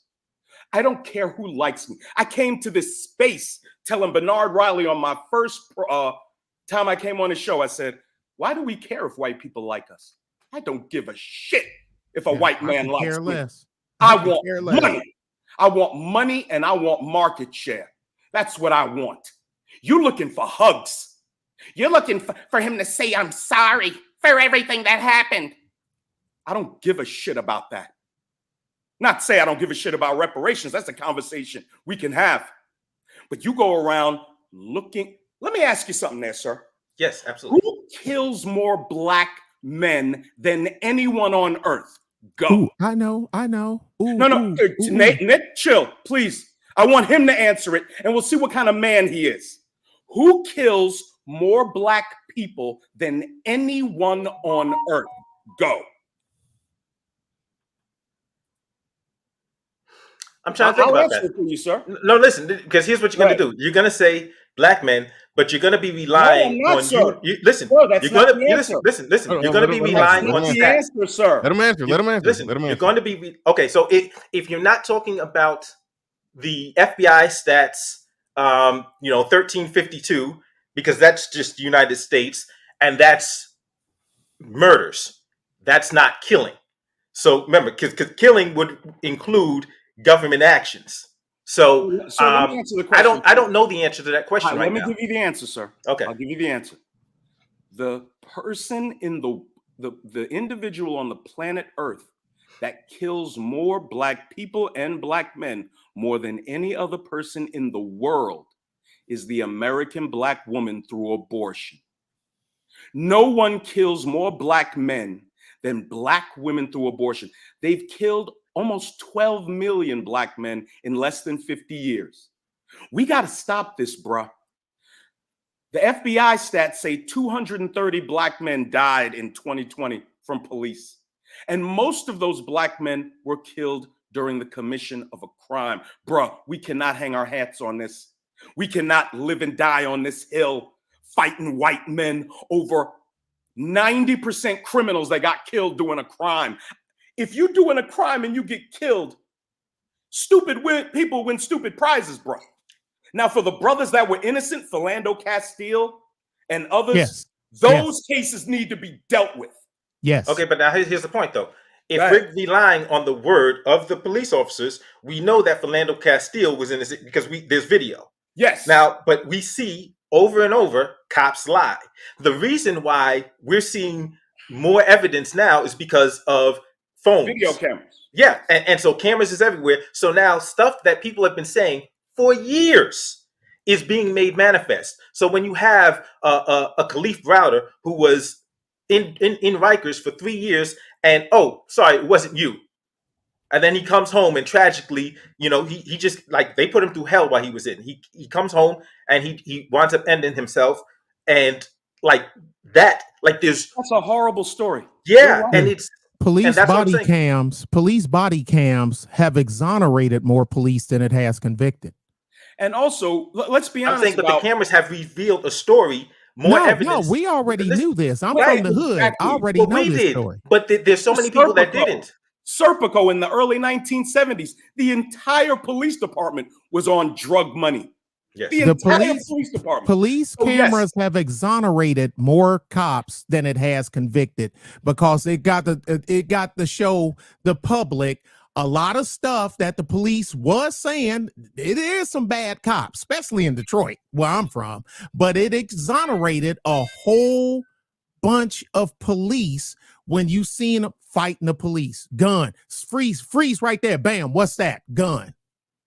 I thought you know what I'm saying, and whatnot. So the police, they love the cameras. They love them now. That's not. The black they still like time turning off the cameras. The still black like No, turning but off. that's well. the See, I black don't live in a woman in blue New York zone, that so I just don't got- have that issue. I don't live in a blue black city. woman in New York that So. just got popped by a black police officer. He's exonerated because of the camera. The black Because of the woman. camera. And not shot, but she got punched because she punched the cop in New Okay, York. that one. Okay, I know Yeah, you're talking as about. the cops were Yeah. trying to arrest a criminal drug dealer, goddamn murderer that was on the loose. And here comes his girlfriend fighting the police. Now, without the camera, we got a black victim female crying on camera, on the news cameras, telling the world how she was abused by the police. With the camera, we see the bitch tried to interfere in a policeman performing his duty. We can't hang our hat as 24 million black men in this country on 1, 2, 3 incidents where cops may have been in the wrong. It's not 1, 2, 3 incidents. It's Bro, not what. Like, listen, we have entire police departments. You have the Baltimore Police Department, which was planning drugs on people. You've got in Boston this woman that was falsifying drug evidence. She wasn't even a cop. She was just a laboratory tech. Like thousands of cases had to get revisited. This is what I'm saying. As more evidence comes on, listen. The fact is, in 2020, in the summer of Floyd, talking about your fellow Democrats, sir. Listen, I'm not. Except I'm not a Democrat. I'm not a Democrat. I've never been a Democrat. I didn't run when I ran for office. I didn't run as a Democrat. That's fine. That's fine. But who runs Baltimore, sir? Who runs Baltimore? Listen, Democrats. They're horrible. Like, who's in charge in New York? Because that's where I'm at. I'm in New York. Who's in charge? You've got a former NYPD cop, Eric Adams. Democrat. Yes, they're horrible. Joe Biden. Joe Biden implemented one of the worst, not just the crime bill, but even before that, the 84 Sentencing Reform Act, the 88 Joe Biden Anti-Drug was Abuse one Act. of 4 people that was on that bill. He didn't do it by himself. He's one of 4. But he wrote it. But he wrote these one bills. of 4 authors. One of 4. Right. There's 3 other people that authored it with him. And sir, do you know why you can have the level of corruption in those police departments? Do you know why? Because you're in a community filled with single mother raised boys who are gang banging, selling drugs, and doing crime. If the community, hear me out, if the community is filled with crime and dysfunction, you have terrible, corrupt cops that can sneak in and take advantage of the melee. Even you can't blame the cops for the terrible community. My community doesn't have corrupt cops in it because everybody's lawn is mowed and most of the homes are 2-parent households. So the cop, you almost never see the cops here. So cops aren't going to be beating people up and knocking people over the head and shit. You have to have a clean community. In a clean community, there's no place for vermin to hide. No place. That's not at all true. That's not at all true. Let me ask escaping the echo chamber this question. When Lil Big Nate asked you that question about the about who kills the most black men, obviously your mind wasn't going on to the direction of abortion. Right. And it looked like you were saying that it wasn't black men. So I'm just curious, who were you going to name as the corporate? Well, I didn't know because if he's going to go worldwide, I don't know. No, we ain't talking listen, worldwide. We're talking America. Because he said in the world. He said in the world. So, and now if he was talking about, I know the stats are going to be of murders of black men in the United States right now. The 13%, the 52% of the murders by 13% of the population. It's the famous stat that right wing, reactionaries use. But number one, it's not complete. Number two, we can flip that and say, okay, well, who kills white men the most? But nobody talks about white on white crime. There's only this talk about. I do. Okay, cool. Correction. Then I stand corrected. You ain't watch my channel. Too many people don't talk about white on white crime. Black on black crime is such a popular phrase that is constantly perpetrated, but they don't talk about. But so many people don't talk about white on white crime, and so now what it's doing is pathologizing black men and particularly black men, because that's who they're focused on. And I think it's also important for us to make a distinction between legality and morality. They're not equal. Legal doesn't mean moral. Illegal doesn't mean immoral. And so just because somebody's a criminal doesn't make them a scumbag. Just because somebody's a law-abiding citizen doesn't mean they're a moral and good person. Oh my! I think we need to make that distinction. That is one thing, sir. Martin Luther King Jr. was a criminal. Wait, stop. Oh my goodness, he's still making the Martin Luther King argument. No, I ain't go doing that. ahead. He was violating law. That's why he kept going to jail. Go ahead, Bernard. Go ahead. No, I was passing it to you, Nick Taylor, because it's like you was about to jump in. All I was gonna say is white people. All right, percentage: 14% of the population versus what the white population is. Look at the crime stats. Okay, now who glorifies their criminal element more? Who glorifies their criminal element? Who puts them on a pedestal for doing criminal acts? Who mimics the criminal element even though they may not be a criminal? Who does that more? The whites or the blacks? And Nick, can I carry back? And that's that all. That's all I was gonna say. Goodfellas, Breaking Bad, Goodfellas, Breaking Bad, The Sopranos. Like, no, I'm not talking Hollywood. I'm talking real fucking life. No, but on your street. I ain't talking TV. He's conflating. This is real life. I'm talking real life. Criminals. Those real life. You say who glorifies criminals? Hollywood isn't real. Newsflash. Okay, guess what? But that's glorifying criminality. Okay, that's white people. So now we're gonna play the semantics game. No. Okay, if you're gonna play semantics, that's all you have to say, and I just won't say anything. If you're talking about the streets, go ahead, sir. How do you know what's going in the streets unless you're looking at media? I'm done. Okay, what are you basing this on then? What are you basing it on, Nick? Nick, tell me, what are you basing it on? What are you basing your statement on? I'll answer it. Let me answer this. All right. I'll answer it real easy for you. White people are approximately, I believe, 62% of the population. Black about 13-14%.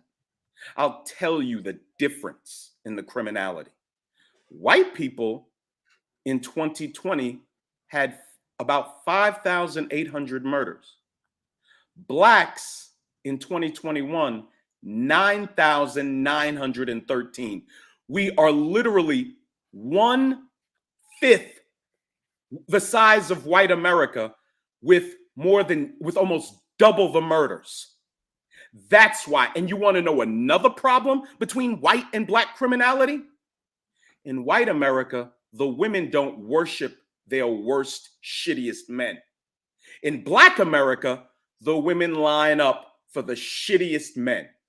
And that's why Black America is what it is. That's why PNB Rock is dead. That's why, as long as we follow the ideology of the left, that's why and dudes that think like y'all, we are doomed. It is finished until American blacks, until we embrace conservative, traditional values ideology. It's a wrap. You bring your dependency, victimhood ideology from the Democrats. Okay, let's say you left the Democrats and you're done with them. I appreciate that. That's good. I've never been a Democrat. Then you go looking for another political party that's going to make you feel good. It's going to take good care of me. Let black people know they love us. You ain't going to find that over here because that's not how we operate as men in the conservative movement in the Republican Party. We don't. Well, that's not true. To take care listen, of listen. The Conservative Party panders. The Republican Party panders to white men all the time. That's why Candace Owens will get on Tucker Carlson and come and talk about how white men are the real victims. But they'll have people like you pretending that white men are the real victims. Guys. Yeah, that's what Candace Owens gets on Tucker and says nightly. That's what Tucker Carlson. Every night. That's the victimhood. That's the victimhood nonsense that Tucker Carlson is pushing on a nightly basis. He's on a nightly basis. But you talk to black people. Say, I didn't know that. Don't be a victim. Wow. This is what you'll say because this is the message they want. Why are you lying? This is the message they want you to push to black people. Yeah, meanwhile, they pay to white people. Too. Yeah. Meanwhile, to white people, a single father with white full people, custody, as a single father with full custody white of people, children, they're never the problem. It's always somebody outside of the white community causing problems with white people. You are a follower of failed black female and liberal policy. That's what you are. You haven't even heard my policies. I already know what you think. Hold on, y'all. Chill for a second. All right, I was about to go to Don Amir. You had your camera on. Are you here? You still here? All right, I'm gonna skip you. I'm gonna go to Deanie in the building. Oh, there you go. You're back. Turn your camera around so it can show full screen. Just flip it like that. I think that makes it go show the full screen. There we go. See, yeah, that look better. All right, I go to you. Because you was here before, Deanie. So go ahead. You was trying to jump in. Yeah, I wanted to say something, man.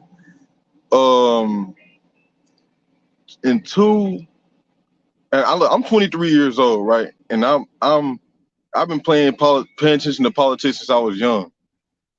You're still young, but go ahead. I'm not like real. When I say young, I mean like real young. Like go ahead. I used to be one of those SJWs out there screaming and hollering and hooping and acting the fool, playing victim all day, playing. Yeah, I used to do all that. So I didn't really become like really start looking at stuff in terms of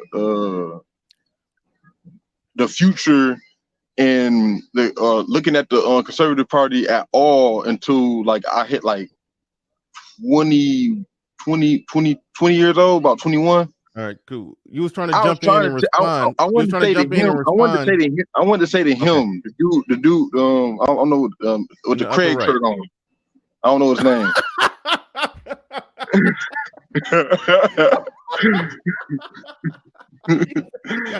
The Craig.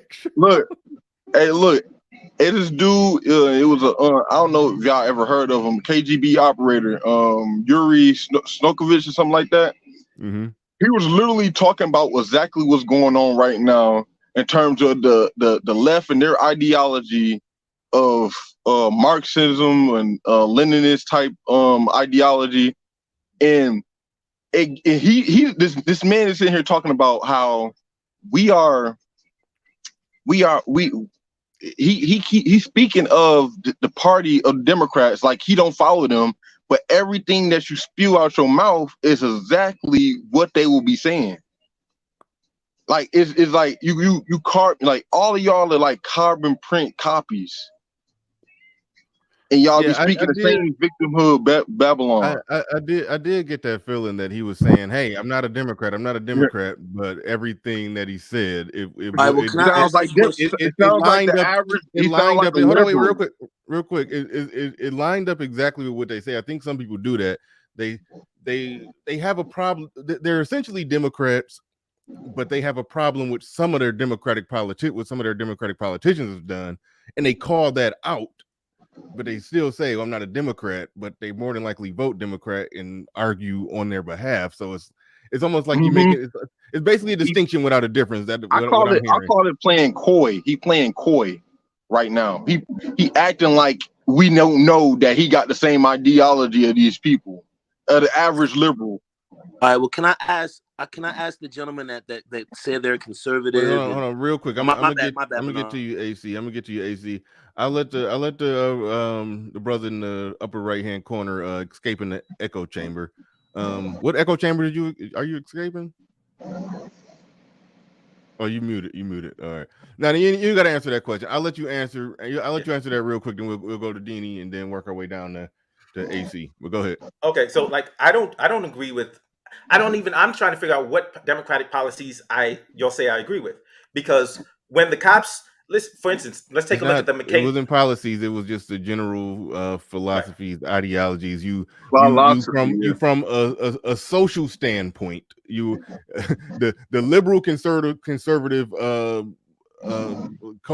culture war. You clearly took a side in that fight. Well, here's what I'm saying, because we can't say that. Like, oh yeah, we got to take control of our own lives, and then say, well, the government should make laws governing what we can and cannot put in our body. That's not us taking accountability. Like, that's giving that's literally saying, government, you're daddy. Tell me what I can and cannot do. So that whole nonsense of people that call themselves conservative and then saying that you're a liberal if you depend on the government for like welfare, right? If you depend on the government for food stamps, you're that's Marxism. If you depend on the government for rent, that's Marxism.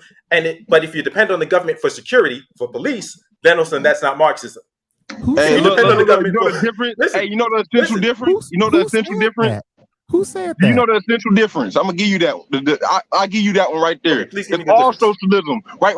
You're right. It's all socialism. But guess what? Yes. You know what the difference is? The police officers don't incentivize you to do shit. What? Listen.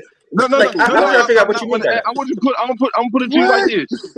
No. It don't incentivize you the same way that the police wouldn't have as much power as they do if we didn't have a whole bunch of chickens with their heads cut off walk around spewing all the Marxist ass ideology. All right, let me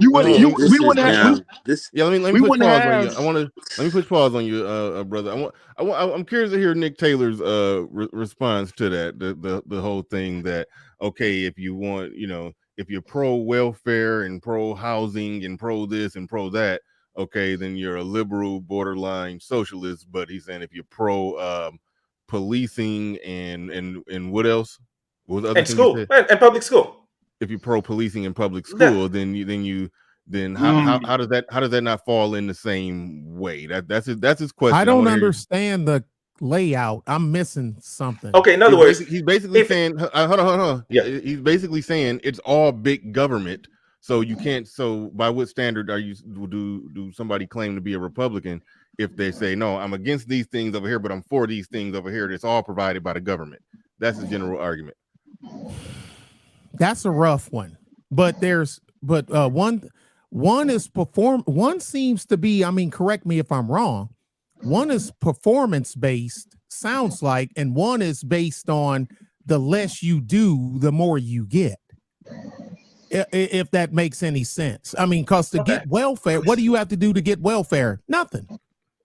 Or do stupid stuff, and the more kids you have, the more stamps they give you, right? The higher up you move on the Section 8 list, right? So, then that would be the application. That would be about how it's. I'm just asking the question. I don't know. I get what you're saying. Right or wrong? But I would is it right or wrong? Yeah, you're right. As it's currently situated, yes.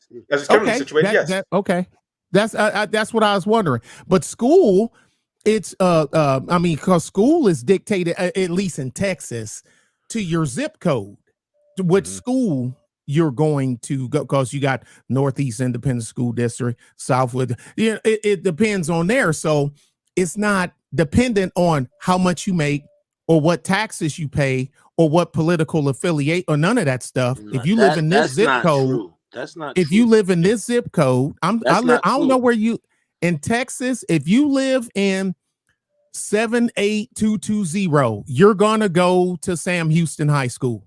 Period. It's just that. Now, if you want to go to a private school and pay out of your own pocket, now that's up to you.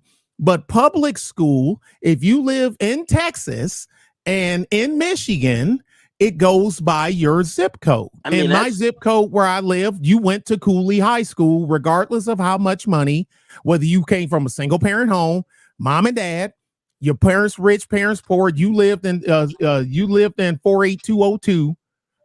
Your ass you went to Cooley. That's just the way it was. I don't get All your right. point All because right, real quick. I don't get your point. Hold on, real quick. But I think SKC No got problem. it right. I think SKC got it right when he said this guy is relating welfare to safety, To safety and and education. Yeah, it's I not think, I the think same. That's I why think- I couldn't No, understand. he's But here's not. what I have to ask the question. Why is He's it not okay? relating. As I don't an think he's doing adult, that. Yeah, like he's as an not doing adult, that. it's I my think he's job showing you- to he's feed showing myself. He's showing you the Republicans have a particular kind of welfare as well. Yes. But it's a corporate welfare. It's a different kind of welfare. And when it's for them, it's not seen as welfare or socialism. It's seen as something that's needed. It's seen as something that's good for the infrastructure and good for the country. That's what he's saying. He's saying that the idea of welfare benefits on what party it benefits more and what faction of the party it benefits more. That's what he's saying. All right. We're gonna I pass think it the to police would benefit the Democrats more because that's where most of the crime is. But who keeps pushing for the police? Democrats are crime. Yeah, that's just a cheap. Who calls that's just who a cheap calls for Who keeps political police? pushing for them? But that's Hey, just The what- a Republicans do. political shot. Who That's just calls a for political police? shot that you Hey, take. you If say I the could address Republicans this just, hey, you say the, real hey, quick. look. all right, real like quick. cheap All right, political come on. We can't. We gotta chill. Real quick. Weather in the building said Donald Trump was a moderate libertarian and isolationist. He is more in. Okay, I already read that one. My bad. Deanie in the building says, "Here, little big Nate comes to save the day for Trump." Weather again says, "Nate, what makes a Republican and a Republican a conservative and a conservative a Republican? Understand that one transcends the other." You might as well said, how much wood could a woodchuck chuck if a woodchuck could chuck wood, as far as I'm concerned. But all right, he says, Golden Eagle 99 says, some say the true conservatives in the late 19th and 20th century were the Democrats, even during the Jim Crow era. Your thoughts? Also, what is classical liberalism? We are going to get into that because you super chatted a substantial amount. So I'm gonna pull that one back up and admin remind me to do that at some point, or just click on it at some point later, because I do want to, once we get past this part of the conversation, I do want to circle back to that question. So just at any random moment, just click on that so we can read it and revisit it again. The Mac Trucker in the building says, tell Nate to chill. Bernard with he says no wild nigga disease today. He's doing fine. You're good. Who else we got in here? Dane C says BR salute. So he's saying white Hollywood having glorified guns that haven't translated to real life in terms of America's obsession with guns. All right, fair point with that.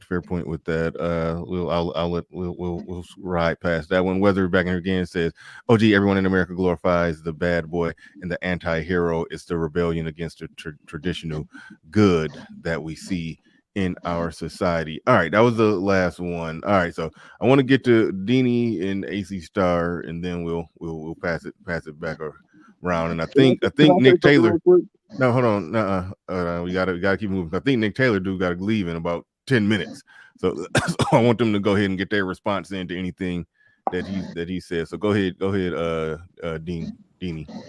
Am I coming in clear? You very clear. Okay. And just as a point of principle for me, I refuse to talk to people who've barely been in any elections. I think Amir was 23. That means you did one general election.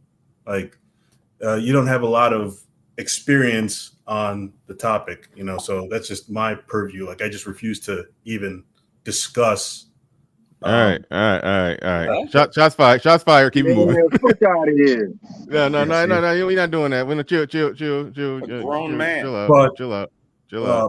Shots fired, but keep it moving. All right. Yeah, but escaping the echo chamber, like I don't even agree with a lot of his stuff. But what I get, and he has a pretty good YouTube channel. He's not telling you what to think. He's just it's like encouraging you to think. Like we're in this paradigm where we're talking about leftists and conservatives and Republicans and Democrats, and it's really not carving out a path for self-determination, which is why I like what Dr. T.H. Hassan Johnson did with his 14-point plan. Like, there's nothing, this is going to sound controversial, there's nothing more submissive than the black male conservative that I've experienced. And I saw this like 2 or 3 years ago. Explain that one. Yeah, it's funny.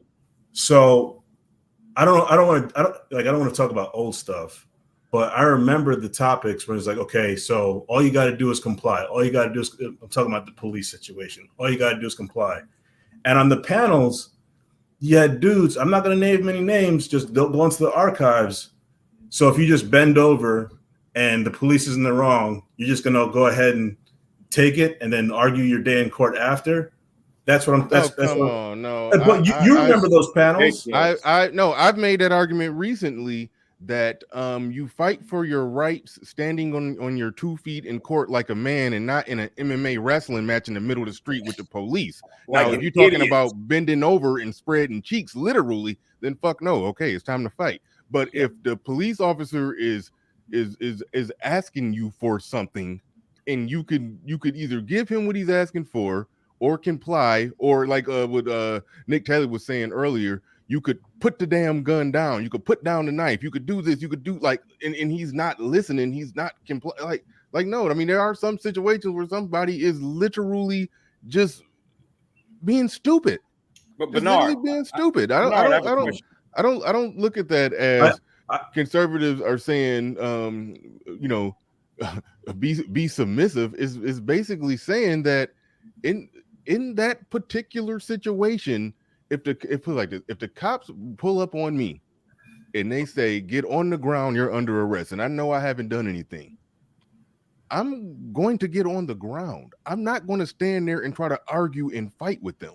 Yeah. Now the reason I say that is because for all I know that they got a call saying some tall, dark-skinned black male, 6'1", with a wavy beard hair and looks like Draymond Green a little bit, just robbed a bank.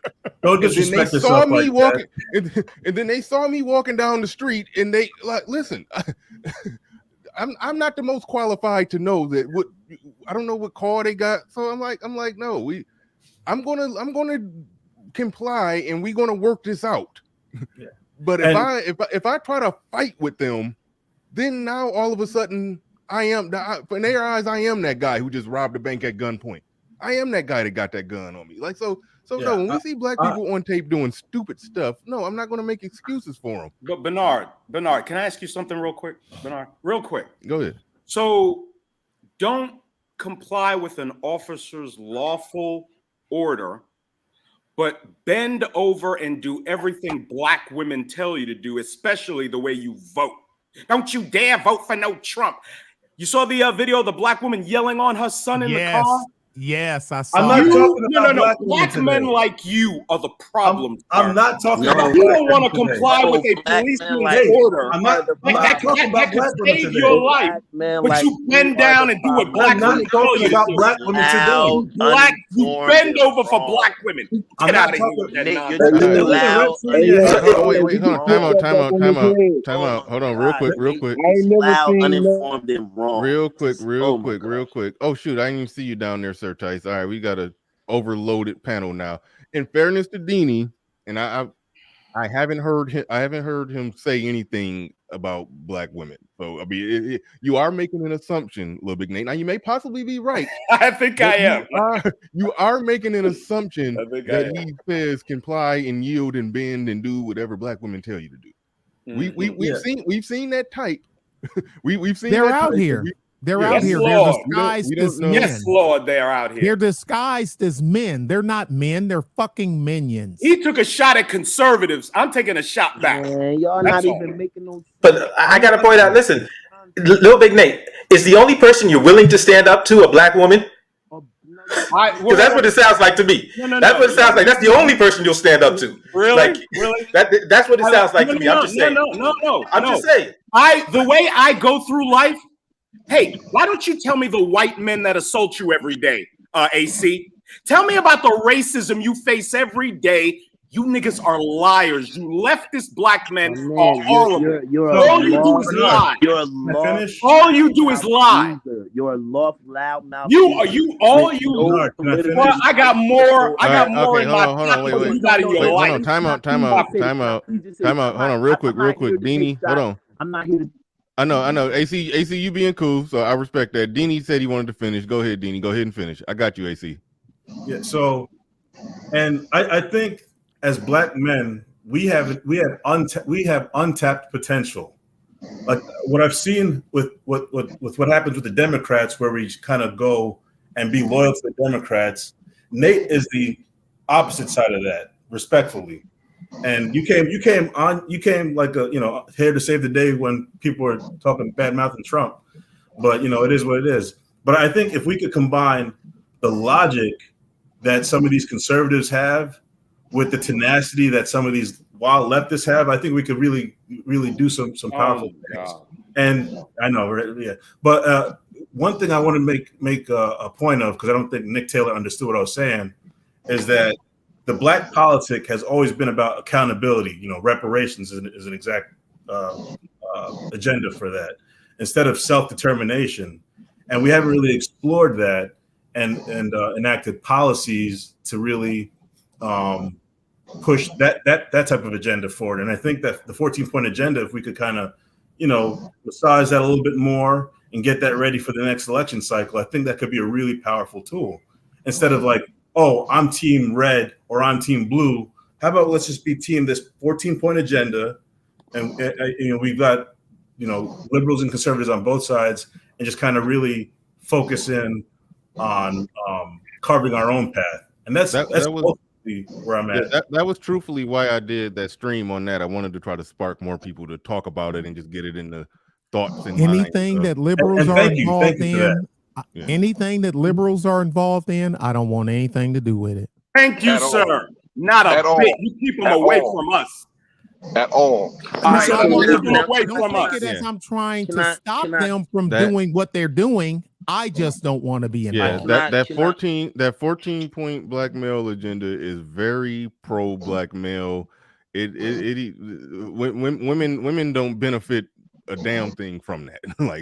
I mean, Don't worry, they'll fix that. They'll find a way to break it. No, because I wouldn't classify Tia Sign Johnson as All right, as can a I liberal or please anybody just say involved. what But I hold on, wanna let's say? go to AC. Hey, look, they gonna make another Black Woman King movie. Thank you. Let's go to AC. Does that Let's have go to to do with AC. anything? Let's go to All right, go to to AC. the esteemed conservatives on the panel. My question for you guys is a two-part. One, you guys champion the ideas of conservatism. I guess you guys can call yourselves conservatism.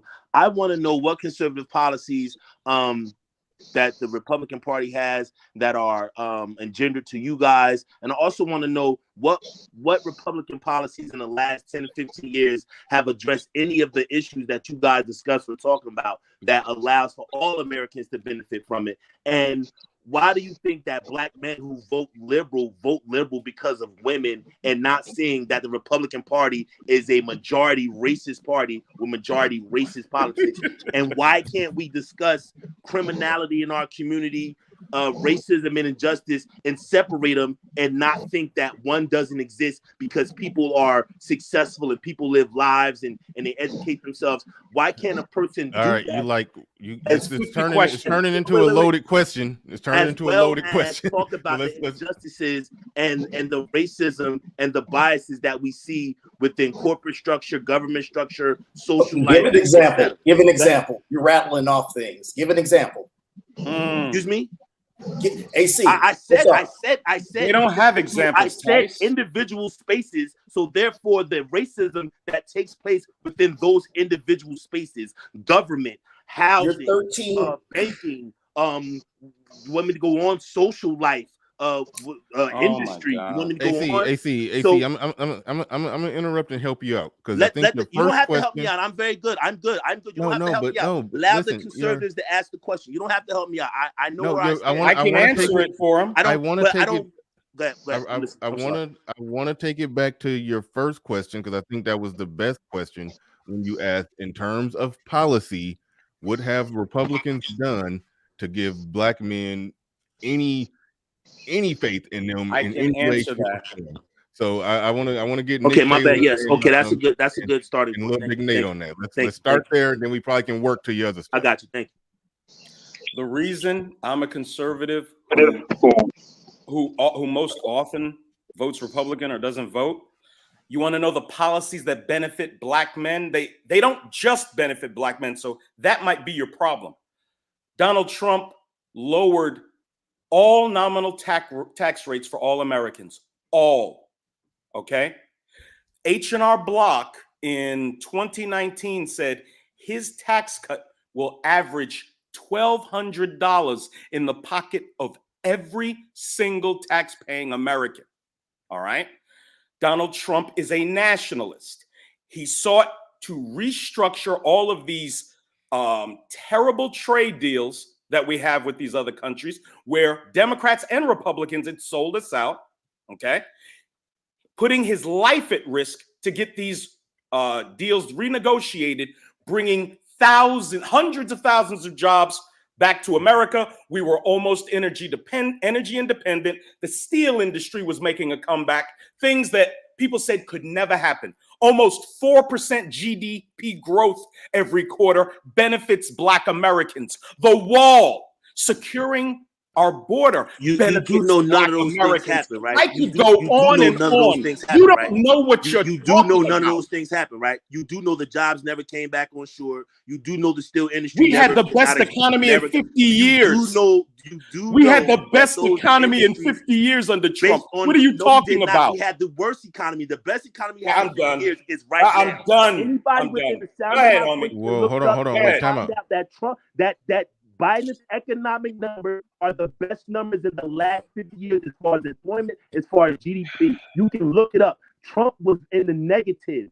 Our economy was bad under him. It was not good. And see, this is the misinformation that you put Wait, out. gotcha. Everything that you just Lowest said about jobs unemployment coming for back on blacks, shore, none lowest of that unemployment happened. for None of Hispanics. it happened. Gotcha. The jobs didn't What come is back this on man shore. talking The about? wall didn't get built. Hey. None of All those these things guys happened. do is Hey, lie. It's more That's all immigrants they now than do. it was then. What is All this man what- Hey, talking see, about? let More me immigrants ask you came in this the country question. under That's a Trump than they came bold-faced under lie. Biden or All Trump he does is or lie. Biden. That's All all right, he AC, let me does. ask you this Let him talk, question, Dave. and You're maybe wrong. maybe I'm Let him talk. Let him ignorant talk. to how some of it works. So you said under Biden we got the best economy in the last 50 Yes, years. look it I up. don't. Look it up. That's why he has a 28% approval rating. Look it up. Hold on. Look it up. Job numbers. During and inflation, you could have the best economy inflation has while nothing also to having do with- inflation at the same inflation time. has Those two can nothing to do coexist. with the federal government. Inflation is a corporate-minded situation. Inflation is created when there's free money in the market and corporate companies go to get it. They inflate the prices, i.e., inflation. The root word is inflate. That's what inflation has nothing to do with the federal government. There's truly no policy that the federal government can enact Oh my to stop God. inflation. What the fuck? Y'all don't understand that? The federal printing of government is the only money people. creates The federal government is inflation. the only people that can print Nothing. money. Wait, No, it the cannot. printing of money Listen. creates inflation. No, it You doesn't. Okay, Lil Big literally Nate. don't know what you're talking Lil about. Big Nate, when did they print the money? When did they print the money? Not the printing of In the federal last government. 3 years, in the 2020, last 3 under years, Trump. they printed more money, I think, Under than in the last Trump. 100. Hold on. No. Under Trump. They printed Yes. more money under Yes. All right, all Biden. right. Packages created. Hold on. Wait, I just muted y'all. Okay. A question was asked. When did they print the money? And I think Escaping the Echo Chamber said under Trump is when they printed that money. Lil Big Nate, are you The saying that that's majority not- of the money's been printed under Biden. No, it has not. Both of the Yes, stimulus it has. packages that the money's This come man from was come talking from about Trump forgiving student administration. loans. Hey, Dad. y'all, Biden only I gotta How much money run. you think that would have All cost? right, Biden- everybody silence. Everybody silent. Hey, only Nick gave Taylor, out one hold. Everybody stimulus silent. package. Everybody silent. Let me answer the Nick, question. Nick No, Taylor, stop, hold on, wait. dude. Nick Bruh, Taylor, stop. Nick Taylor, my special guest, was about to leave. He got work to do, so I'm giving him his last words, parting shots. Thank you for coming on, brother. I appreciate it. I appreciate you, Bernard. We got to do it again because there's a whole bunch of stuff. I'll send you some links to the email. Appreciate all you brothers. All y'all be safe. Do what you do what you feel is in the best interest of you first and your family first without riding somebody else's back. Only ride somebody else's back if what you're doing ain't working, and then pay it back once they pay you. That's it, y'all. Be good and be safe. Bye. All right, peace. Thanks. Appreciate you, brother. Appreciate you. All right. Where was we at? You were saying okay. that the stimulus was created under Trump. The two stimuluses that created the free money that's causing the inflation that we see was under Trump. Biden only gave out one stimulus package. One.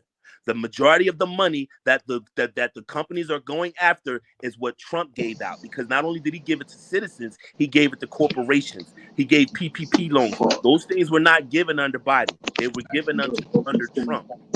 No, under So Biden. wait a minute. $13 Wait a minute. So it sounds like you're faulting Trump for his response. No, I'm not to, faulting anyone. No, to the I'm not faulting coronavirus. anyone. I'm not faulting anyone. We were correcting Big Nate on what created all the money that created the inflation. I said money creates inflation. That the government doesn't. That's correct. Inflation. Greedy corporations do when they see free money in the market. I Greedy understand that economic thing. They don't. I love how the left hates corporations that provides 98% of Americans with jobs. Corporation, I simply gave the definition of what inflation is. I said nothing about any. I slandered no corporation. I spoke ill of no. You said greedy.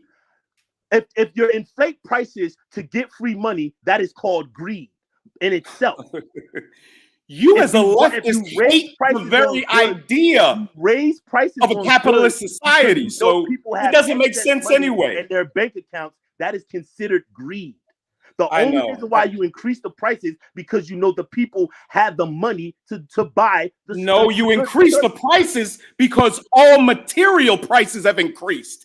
The price of wood has increased almost 50%. But the price of wood always the price of wood always. You literally don't know what you're talking about. The price of wood I'm done with it. Because it's a commodity. Go ahead and lie to everybody, homie. Keep lying. AC, real quick. The problem, inflation is a problem because I guess wages and income is not keeping up with the inflation. No, therefore, it's a problem. Has nothing then to you do just with said, I know, but you're saying that they inflated it because it's not. Just to paraphrase you horribly, it sounds like you're saying that they inflated the prices because we all got money and we balling and we could afford to pay it. That is a lie. It's on the stimulus money. That's what inflation is for. You said the government has nothing to do with inflation. Now you're changing your story. He doesn't know. You don't know what you're talking about. You said the government has nothing to do with inflation. That's why Europe has a higher inflation than us, because they got more stimulus money. So the corporation. Europe is a welfare state. That's why. Because they got more money. Don't be upset that you don't know what you're talking about. You said the government has nothing to do with inflation. You've been wrong just about every point, buddy. You don't know what you're talking about. All right, AC? Let's do that. All right, buddy. Let's do that. All right, buddy. All right. We are joined, and I thought I would never say this, but Trader MBD, come save the show. Well, Bernie, I haven't said anything yet. Oh, my bad. Okay, but Trey, you can't say that. No doubt. No doubt. Let Trey go before me, though. Anyway, because I think I kind of have an idea what he's going to say, and I'll piggyback off of it. Okay, go ahead, Trey. I want to circle back to the conservative men being the most submissive. I think he narrowed it down to black men, but as Nick Taylor was stating about conservative men, especially brothers, are the most independent, ruggedly individualistic in America, and by default. And I know we got some blue pill simps on the conservative side. Yeah, that's true. But as far as living, the American lifestyle, no, most conservative men are about the patriarchy. They're about being the head of their nuclear family. Most conservative men weren't running around out here complying or wanting to comply with the government of wear a mask on your face that did nothing, going to get the poke, and lock your business down for 2 years. For what? They're not sitting up here running around, still with masks on their face. I run around every day, and the only folks I see men running around with masks on their face is these lefty black dudes. It is what it is, man. You got dudes still up here worrying about the jab, that are scared to go places because some freaking This is embarrassing, yo. This is No. embarrassing. Hold do up, you AC. find this embarrassing, Echo? This is AC. embarrassing, yo. It's embarrassing. AC. Can I finish, bro? And let's not respond like children, bro. If you want to respond to me, respond like a man, bro. The embarrassing point isn't As it. a That's man, the way. I'm saying That's this the is way a embarrassing. woman You're responds, right. bro. Here's the deal, Trey, AC. hold on. All right, Trey, get back to the point, Trey. Get back. Okay. Hold on. No, Get no, back no. to the, go back to the point, Trey. Go ahead. Okay, and that's what I mean. Submissive is that of a woman's nature. Now, as a man, if you hear what I say and you want to respond to me, respond to what I say. Take what I said, for instance, black men still run around with masks on their face, and respond to that and respond to it logically, AC. So That please. is logic. What you're No. saying is Tell me. embarrassing. No. People have the Logic, ability to AC. understand that people Logic. have You got it. choices to save themselves. It's embarrassing that you think that people should make a choice that you think they should make based on your political ideology, based on your social ideology. If a person wants to wear a mask to keep themselves safe from a pandemic or from a disease that may harm them and their health and their family, they have that right to do that, and they shouldn't be shamed or called names because they made that choice. That's their choice. Is that compliance? It's embarrassing that a person thinks it's okay to call a person a name because they're. I didn't, bro. Is it submissive, AC? These leftist liberals, like you guys speak in such AC, is it submissive? Then don't even have the civic understanding of your party. All right, AC, you got a bad echo. You got a bad echo. Hold on, AC. You got a bad echo. That's not me. That's not me. All right. AC, what I said was it is submissive to the government. It is submissive to your state government. It is submissive to your television to want to run around with a mask on your face. The only people telling you to do that is the television. Bro, that is what I'm referring to. I have a quick question. There you go. It is not logically Right. Hold on, real quick, Nate. Real quick, and I'll be quick. It is not logically submissive to any of those things. It is submissive to a disease, to a bug that has been unhealthy and has proven itself to kill millions and millions of people. Right? It's not like we don't know why they're doing it. It's not like it's an untangible thing that we can't see. We know why they're putting the mask on. They're not submitting. AC, you actually Stop believe? talking about masks. It's silly. Thanks, Can I ask you a question, AC. Trey?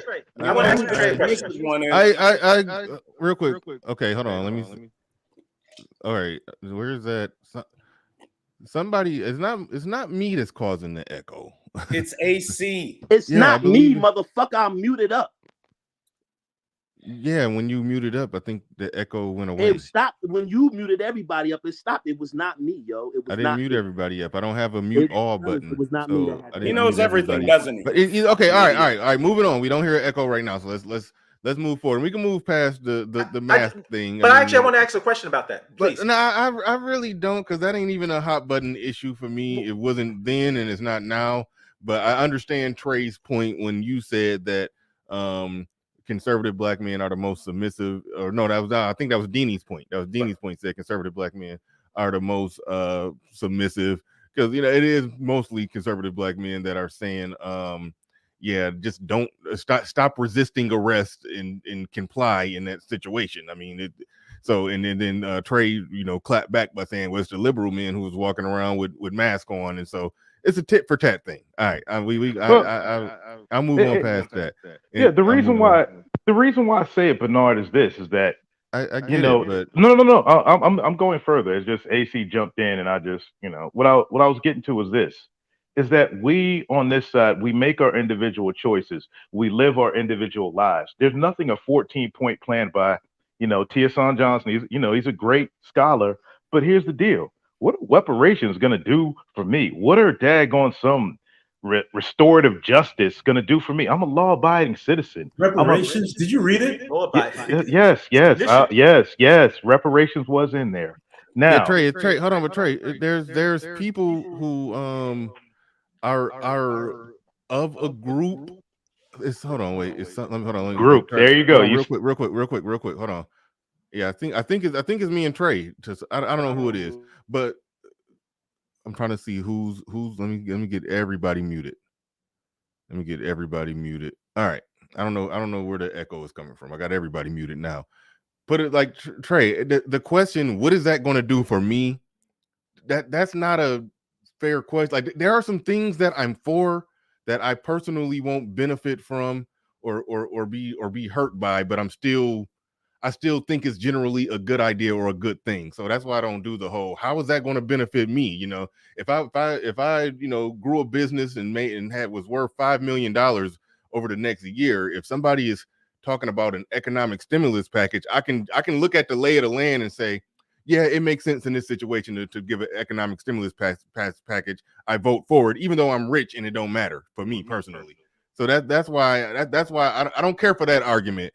You know, when somebody say, well, what is it going to do? Why do I care? What do it do for me? You know, well, that's the problem, Bernard, is that black men, it's the whole point of the whole conservative versus liberal thing. Black men are not thinking for themselves. That whole 14-point plan, it only benefits two groups of people, black women and Pook. Here's the deal. What is charging? Hold on. Yes. Hold on. You said black women first, and they were like harshly excluded from that 14-point plan. Now it was a lot of stuff in there that would fall under what we would call some sort of like some victim narrative stuff. Like there was some stuff that fell under there, but it was some tangible stuff in there when it came to family court and stuff like that. It was definitely some stuff in there that was good. So we can't shit on that. We can't shit on and that's something the that's problem. talking about if it's talking about hold on, you got to mute up, Trey, because I did figure out that is I think mute up for a second, Trey. If it's a black male political plan that's talking about automatic DNA test at birth, black men shouldn't shit on that. Even if you're a married man and ain't fucking side chicks, you still should think, hey, that's generally a good thing. Like that. Well, so I mean, yeah, go ahead. Well, here's the problem, Bernard, is that whole Safety Act in Illinois, that's how that got passed. You put a good bill, with some good stuff in it, then you attach something like the Safety Act. So you want support. So you put the first 8 points of the 14-point plan were great. They were for men, all American men. And then, okay, the last 6 points, let's throw in these completely lefty, ridiculous ideology charging the United States with war crimes against black men. You just lost support with, the base of America. The first 8, you had all American men on board, and then you throw this stuff in there. That's how things like the Safety Act in Illinois get passed. Welcome to the purge, Illinois. What I think should happen is, Trey, it sounds like you might have some good ideas. Email him to Dr. Tia Hassan Johnson. He put that literally, it's a working model. Yeah, and Trey, I do understand what you're saying. I'm not about to shit on it because I mean it's better than nothing, but it was some stuff that I was like, that's a bridge too far right there. But the litmus test for me was like, okay, will this thing, whatever they're talking about, whatever this point is making, will it help black men or not? And so that's why, even the parts that I side-eyed, I was like, may I ask this is a political document? Is this something that you guys are seeking to make legislation? No. Yeah. What's Dr. the framework of it? Yeah, go to Dr. Tia Hassan Johnson's. Can y'all give me the Cliff Notes version of it, please? Yeah, no. I'm telling you where it's at, but I'll give you just give me the Cliff Notes version, please. Yeah. So exactly like I was saying, if you go to Dr. Tia Hassan Johnson's website, he has something on there that's basically called the 14-point black male political agenda. And the goal and the plan is to get this, get this in action. I don't know. I don't even know all the exact political process, get in the hand of a politician, blah, blah, blah, whatever. But that's pretty much the goal of it, to get this agenda on the docket some way, somehow. So there's that. That's what it's for. It is something. But I do, recommend you go look at it, check it out. It's 14 different points, and most of them was pretty good. Pretty good. Bernard, can I say something real quick? Because I want to go ahead and just establish some truth real quick. I'm reading right from Google. In 2020, the Fed increased the U.S. money supply by $3.38 trillion. That's under Trump. In 2021, 13 trillion was printed. Like I said, Biden, and he's also just passed a $2 trillion stimulus bill just in May. That more money's, like I said, more money's been printed under Biden than in the last 100 years. Listen, he's just loud and wrong. Do you see how wrong? All right, hold on. All he is wrong. All right, listen. The Fed printing money has nothing to do with inflation. Oh my God! Did you just hear that?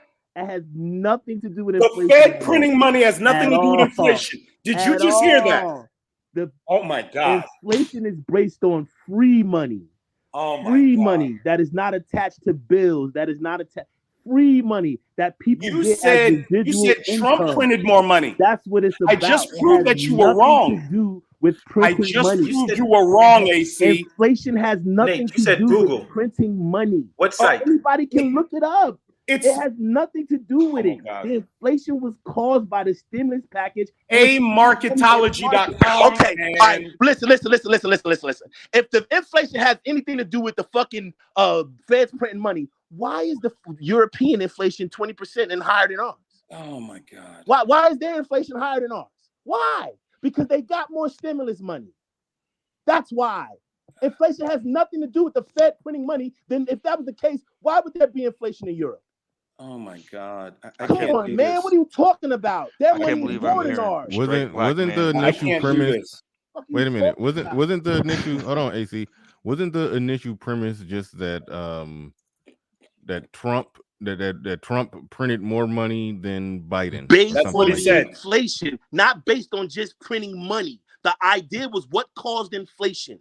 Like you guys always try to printing money causes the inflation. idea was what caused inflation, and what caused inflation was the 2 stimulus checks under Trump in comparison to the 1 under Biden. All right, good. Okay, and you're saying that the money that was printed during Biden, which Little Big Nate just showed, which Little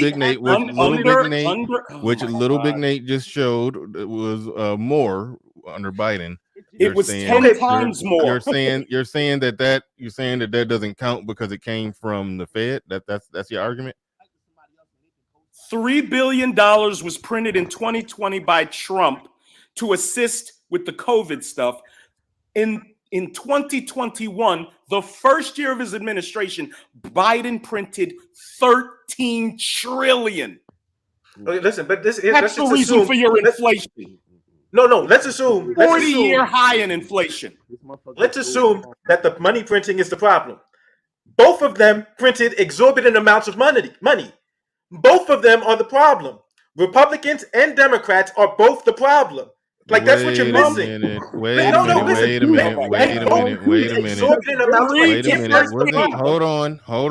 on. 3 to 13. I'm asking that aside, Little Big Nate. Wasn't the majority of what Trump printed out, wasn't that a response to a global pandemic? Yes. A global pandemic. Is that now, accurate? I'll be honest with you. 5.2 of the 13 trillion went for COVID. 4.5 went to quantitative easing, and 3 for infrastructure under Biden. But it's $13 trillion. That's more money than I believe has been printed in the last 80 or 100 years. And they don't understand simple economics. With inflation, he could keep screaming it. Yes, printing money has nothing to do with inflation. AC, just go away, bro. It has nothing to do Let with me ask you inflation. a question. All right, go ahead, Tan. Go ahead, Tan. This dude to the right of me, are you saying we were better under Biden's administration? Yes, I am. Yes, yes, I am. Yes, I am. Okay. Yes, okay. I am. Yes, all right. I am. All right. Yes, We'll have the conversation. I'm gonna keep it simple, like my math teacher told me. Kids, listen. You can come on here and think that you have something to say and grab your balls and all that, but I can quantitatively prove to you that the Biden administration has brought down unemployment, has made economics number better, all type of things. You can't show me nothing that Trump did that quantitatively changed the lives of Americans. Nothing. I can show you. Nothing. And Nate lied about the tax break and all that. Just lies. Okay. I lied about the tax break. I lied about the tax break. Hold on, please. was Please, corporations. hold on. Regular everyday citizens did not receive shit. Tan was trying to make a point, and you just basically said you can't make that point, and then moved on to Nate. Like, I'm sorry, bro. You right. My bad. I apologize. Go ahead, Tan. So you know the language of minorities, right? Means everybody that's colored, right? So are you happy with the Biden administration say we'll help minorities over Trump wanting to help Black Americans? Did Trump help Black Americans? Trump was in the office for 4 years. Did he pass any legislation that helped Black Americans? He funded. He funded the Alma Moore, a congressman created that bill, and he just signed it. He had nothing to do with it. It was created by a Black congresswoman. Okay, so what has Biden done for Black Americans? A lot of shit. Like what? The last shit that he just passed, the last bill that he just passed, the fucking infrastructure bill that he passed that gives Black people in the community jobs to work on the bridges, to work in the cities, that work for municipalities. We don't need jobs. We need businesses. We don't need fucking jobs. We need businesses. Go buy sandwiches and drinks from the residual businesses on the roads and places where they're doing this construction at. Y'all do know that's how that shit works. Bernard, can you share this? I already got it shared. Can you share this, Bernard? And hey, can I read this, please? Time out, everybody. All right, we about to go see what Little Big Nate got up here. But thank you, Mr. Tober, for posting that the Dr. Tiasan Johnson's 14-point Black male political agenda right there. I do want everybody to at least to read that at least once. I do want everybody to read that at least once, so everybody can go check that out when y'all get a chance. Periodically, moderators, put that in the chat room. I do want that to be on the minds of people in this space. Thank you, Bernard. More than what it is. But all right, going to Little Big Nate. I want to prove once and for all that AC Star is a liar. Okay, here we have Investopedia's take on the Trump tax cuts, explaining the Trump tax reform plan. Tax Cuts and Jobs Act was the largest overhaul of the tax code in 3 decades. The law created a single corporate tax rate of 21%, freeing up all sorts of money for corporations to invest in research and development, create more jobs, expand their product lines, you name it. Many of the tax benefits set up to help individuals and families will expire in 2025. H&R Block reports, just like I said, you liar. Hello. H&R Block. Reread that. Reread that part. Reread that part again. Reread that part again, genius. Reread that part again. All right. Hold on. Wait. Time out. Reread that part again, genius. AC. No, hell no. Reread that part again. He's a liar. AC. You don't gotta have an orgasm about the shit. Exactly. He will read it again. Like a female, yes, bro. I do gotta have an orgasm. You're losing your argument by just yelling. No, stop it. Look, he will read it again. Whoa. Go ahead. The tax rate, the tax plan expired in 2025, and a new one could be established. What are you talking about? Who's going to establish the new one? Oh my God! The individual tax cuts were temporary. All right. Okay. Wait. Time out. What they were temporary? I never said they were permanent. The corporate tax cuts were permanent. AC said that. Okay. I just muted everybody. Yeah, I got to calm down. Now, if Little Big Nate is reading something, I think y'all have the wherewithal to let him finish reading it and then state what you thought was wrong with what he read. All right. Little Big Nate, did you finish making whatever point you was trying to make here when you brought this up? Okay, hold on, let me unmute you. So we're gonna let him. I just want to read the final part since he said I was a liar when he's one. H&R Block reports that the average tax cut was approximately $1,200 based on the returns the company processed for 2018. That means the average American got an average of $1,200. Who's the liar, AC? You are. All right, can I go now, please? All right. Yes, you can. Listen, he read the shit, right? And we all know what that meant, right? Trump had nothing to do with those tax breaks. That was thing. What he did was his plan. Listen, can I say, listen, bro, I didn't interrupt you. I muted up. I didn't say anything. Hold on. Let him muted up. I didn't say anything. Oh my God. I muted up. I didn't say anything. First, when the whole bone of contention is you saying that when I asked you what conservatives did, what they got, you said, well, he gave us a nominal tax cut for America, that he didn't do that. That was already in the tax code from Obama, and he's gonna let it run out in 20. What? The only thing he did, and you read it very clearly and succinctly. The only thing he did was lowered the tax thing for corporations. And in doing so, hopefully it will be more jobs, more business, the same nonsense they say every cycle when they pass taxation bills like that. That's all he did. And by you reading the $1,200 in comparison to what? Do we have 2017? Do we have 2016 to compare it to say whether or not it increased? You're just saying what number they said for the year of 2018. Bernard, all I need to do is read this. President Trump signed the Tax Cuts and Jobs Act into law December 22nd, 2017. What are you talking about? That doesn't. Oh my God! But you are retarded, AC. Bro, you are retarded. Bro, listen to me. AC, I'm not hearing anything wrong. Said is wrong. Listen. AC, break it down. Hold on, wait. Hold on, Lil Big Nate. Come on, fellas, you can't interrupt. Let me get it out, please. Go ahead. I'm not hearing a problem with Lil Big Nate Red. I'm missing it. This is the problem. What are we comparing the 2018 numbers to when it just said $1,200 from H&R Block? What is 2017? What is 2016? What is 2015? You just can't say because it said $1,200 that it didn't even say that it was an increase. It just said how much people got. It didn't say anything about increase. So him trying to use that as people got more money in comparison to what? Where's his 2017, 16, 15 to compare it to?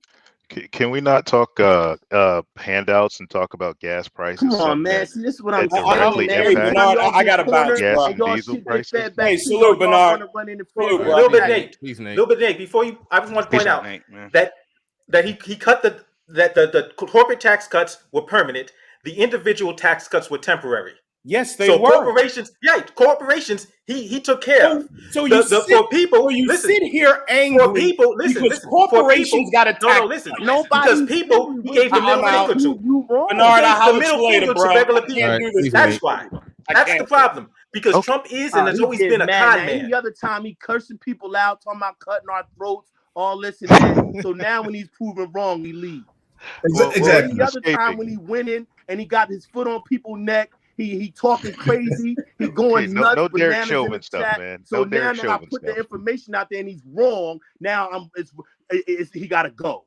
Okay, to my man escaping. Yes, he was wrong. You brought up corporations, bro. I'm a business owner. I'm a truck driver, fleet owner, and literally, fuel, diesel, and if you got gas powered vehicles, that's your biggest cost. Now that gas and diesel increase has directly affected the price of goods. If you go to the grocery store, that $3 carton of eggs is at $10 in some places, and that's a direct effect of truck drivers barely able to scrape by. So that's the biggest, in my opinion, the biggest difference between Trump and Biden. Listen, Trump, but listen, and again, you're wrong. Because Biden has nothing to do with the gas prices being high. It's a war in Ukraine with Russia, right? And Russia happens to be, OPEC controls the gas prices. What was the first thing he signed into law, AC? What was the first thing? What was the first executive order? OPEC controls the prices of gas and oil. You have to remember these are AC, not what MSNBC told you. What was the first executive order Brandon signed into office? Oh my God, this is unreal. This is unreal. I'm an operator myself, man, so I know exactly what you're talking about. Basic economy. This guy don't know what he's talking about. You don't know what you're talking about. You're both wrong. What are you talking about? The gas prices is directly influenced by the war in Ukraine. All day long. So explain why he's selling trillions of dollars over there. Explain that. Explain why he's selling trillions of dollars over there, but Mississippi ain't got clean water. I got family, AC. My dad's family is in Jackson, Mississippi. Explain that. Why can't we get $8 billion in Jackson, Mississippi, bro? Exactly. I'm a truck driver myself, owner operator, so I see what's happening. It's up for the state of Mississippi to control their environment and their water. That's not the federal government can assist them. So why can't Ukraine fight their own war, bro? So you can't fight their own war? The state controls their water resources. That's not a federal thing. You guys. What about Ukraine? Ukraine's not a national thing. God, Jesus. They're not even part of NATO yet, bro. Ultimately, so many trillions of dollars over there. So what the fuck are you talking about? Because he's the leader of the country, right? Political strategy. What are y'all talking about? They need Ukraine to keep an eye on Russia. That's their number one geopolitical foe. So if you can get somebody in the back, I agree with some of what Trey was just saying. Not a threat. And get the drop on him. What are you talking about? Russia's not a threat. What's wrong with y'all? Like, y'all don't know geopolitics. There won't be Y'all don't know USSR American politics. Like, what's going on here? I agree with a lot of what you can say that a liberal is good. Thank you, Eric. What's up, bro? Like, you guys, all you guys talking patriarchy's here. liberal nonsense. And Yeah. then when the So, facts put on the table, Eric, come score this Let me get this out. Let me get this the out. first guy doesn't want We'll go to Dini, and then we'll Let me go down get to this out because Jackson, yeah, Mississippi. That's wait, hold on. Patriarchy. Hold on. Let me get this out. Go to Dini. I got you next. Yeah, because I know when patriarchy goes, he goes. But what I just saw here, because I agree with a lot of what Trey just said. Well, what I just saw was people caping for the Democrats or the Republicans again, and we got to get out of this. Like, this is my set mentality. Both parties have their problems. Both parties have something to offer. Let's just try to iron out what we can get from both. Almost like what Ice Cube was trying to do. But the like Republican Party has nothing for like the biggest simp enforcer for Trump. Yeah, it's unbelievable. But patriarchy, you got it. I don't think the Republicans can help the people, like the people in Jack. When are you going to experience consequences of your own actions? Sometimes it's not the Democrat. So it's the white man's fault. It's the Democrats' fault. It's the Republicans' fault. It's the Asians' fault. It's your fault. Like it is your fault. Jackson, Mississippi. Are you going to let me talk? Jackson, Mississippi.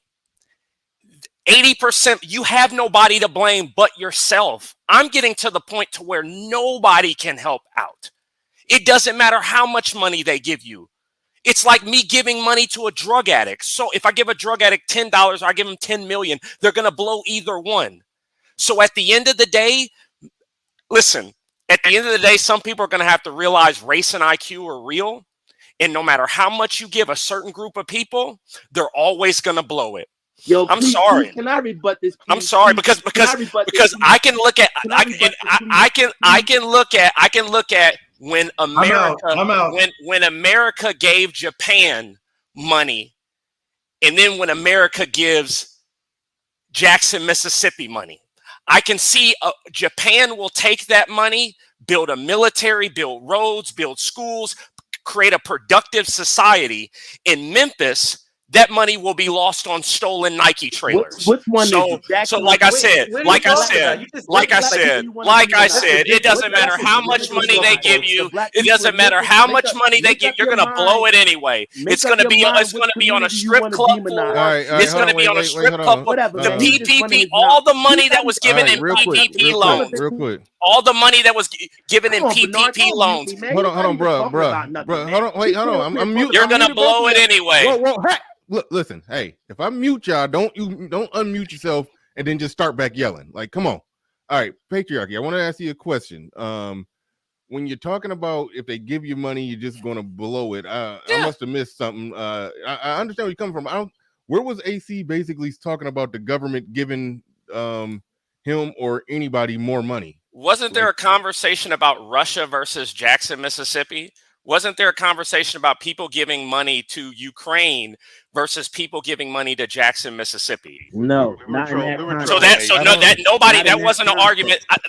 That was a conversation that was being had. There was a conversation that was being had. I don't know, and I normally disagree with AC. I don't know if it was in that context. I was trolling AC. They was talking about overall we know you was trolling spending. We know you was trolling in the spending that Biden did, and whether or not it was right. We know you was trolling or something we like know that. You was trolling me. I know when y'all lose and y'all start trolling. It's okay.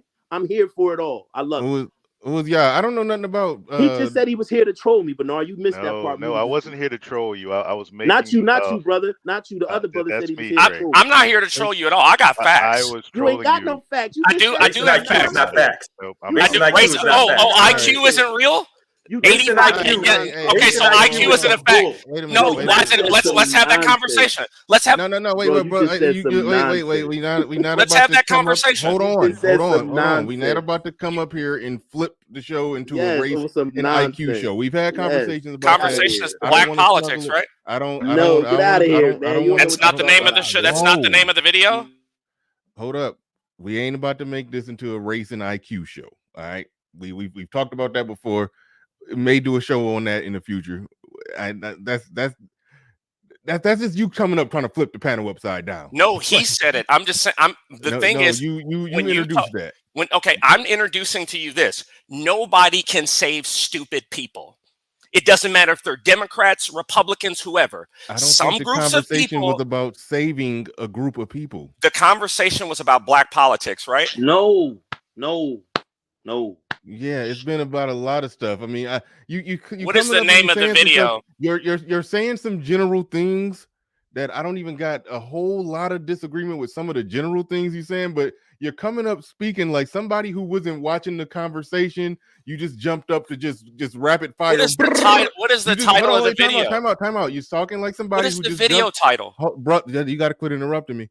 You jumping up here talking like somebody who just came up here to just automatic weapon a bunch of talking points. Like I don't even know if you've been exactly flowing with the conversation. But so all right. But real quick, escaping the echo chamber.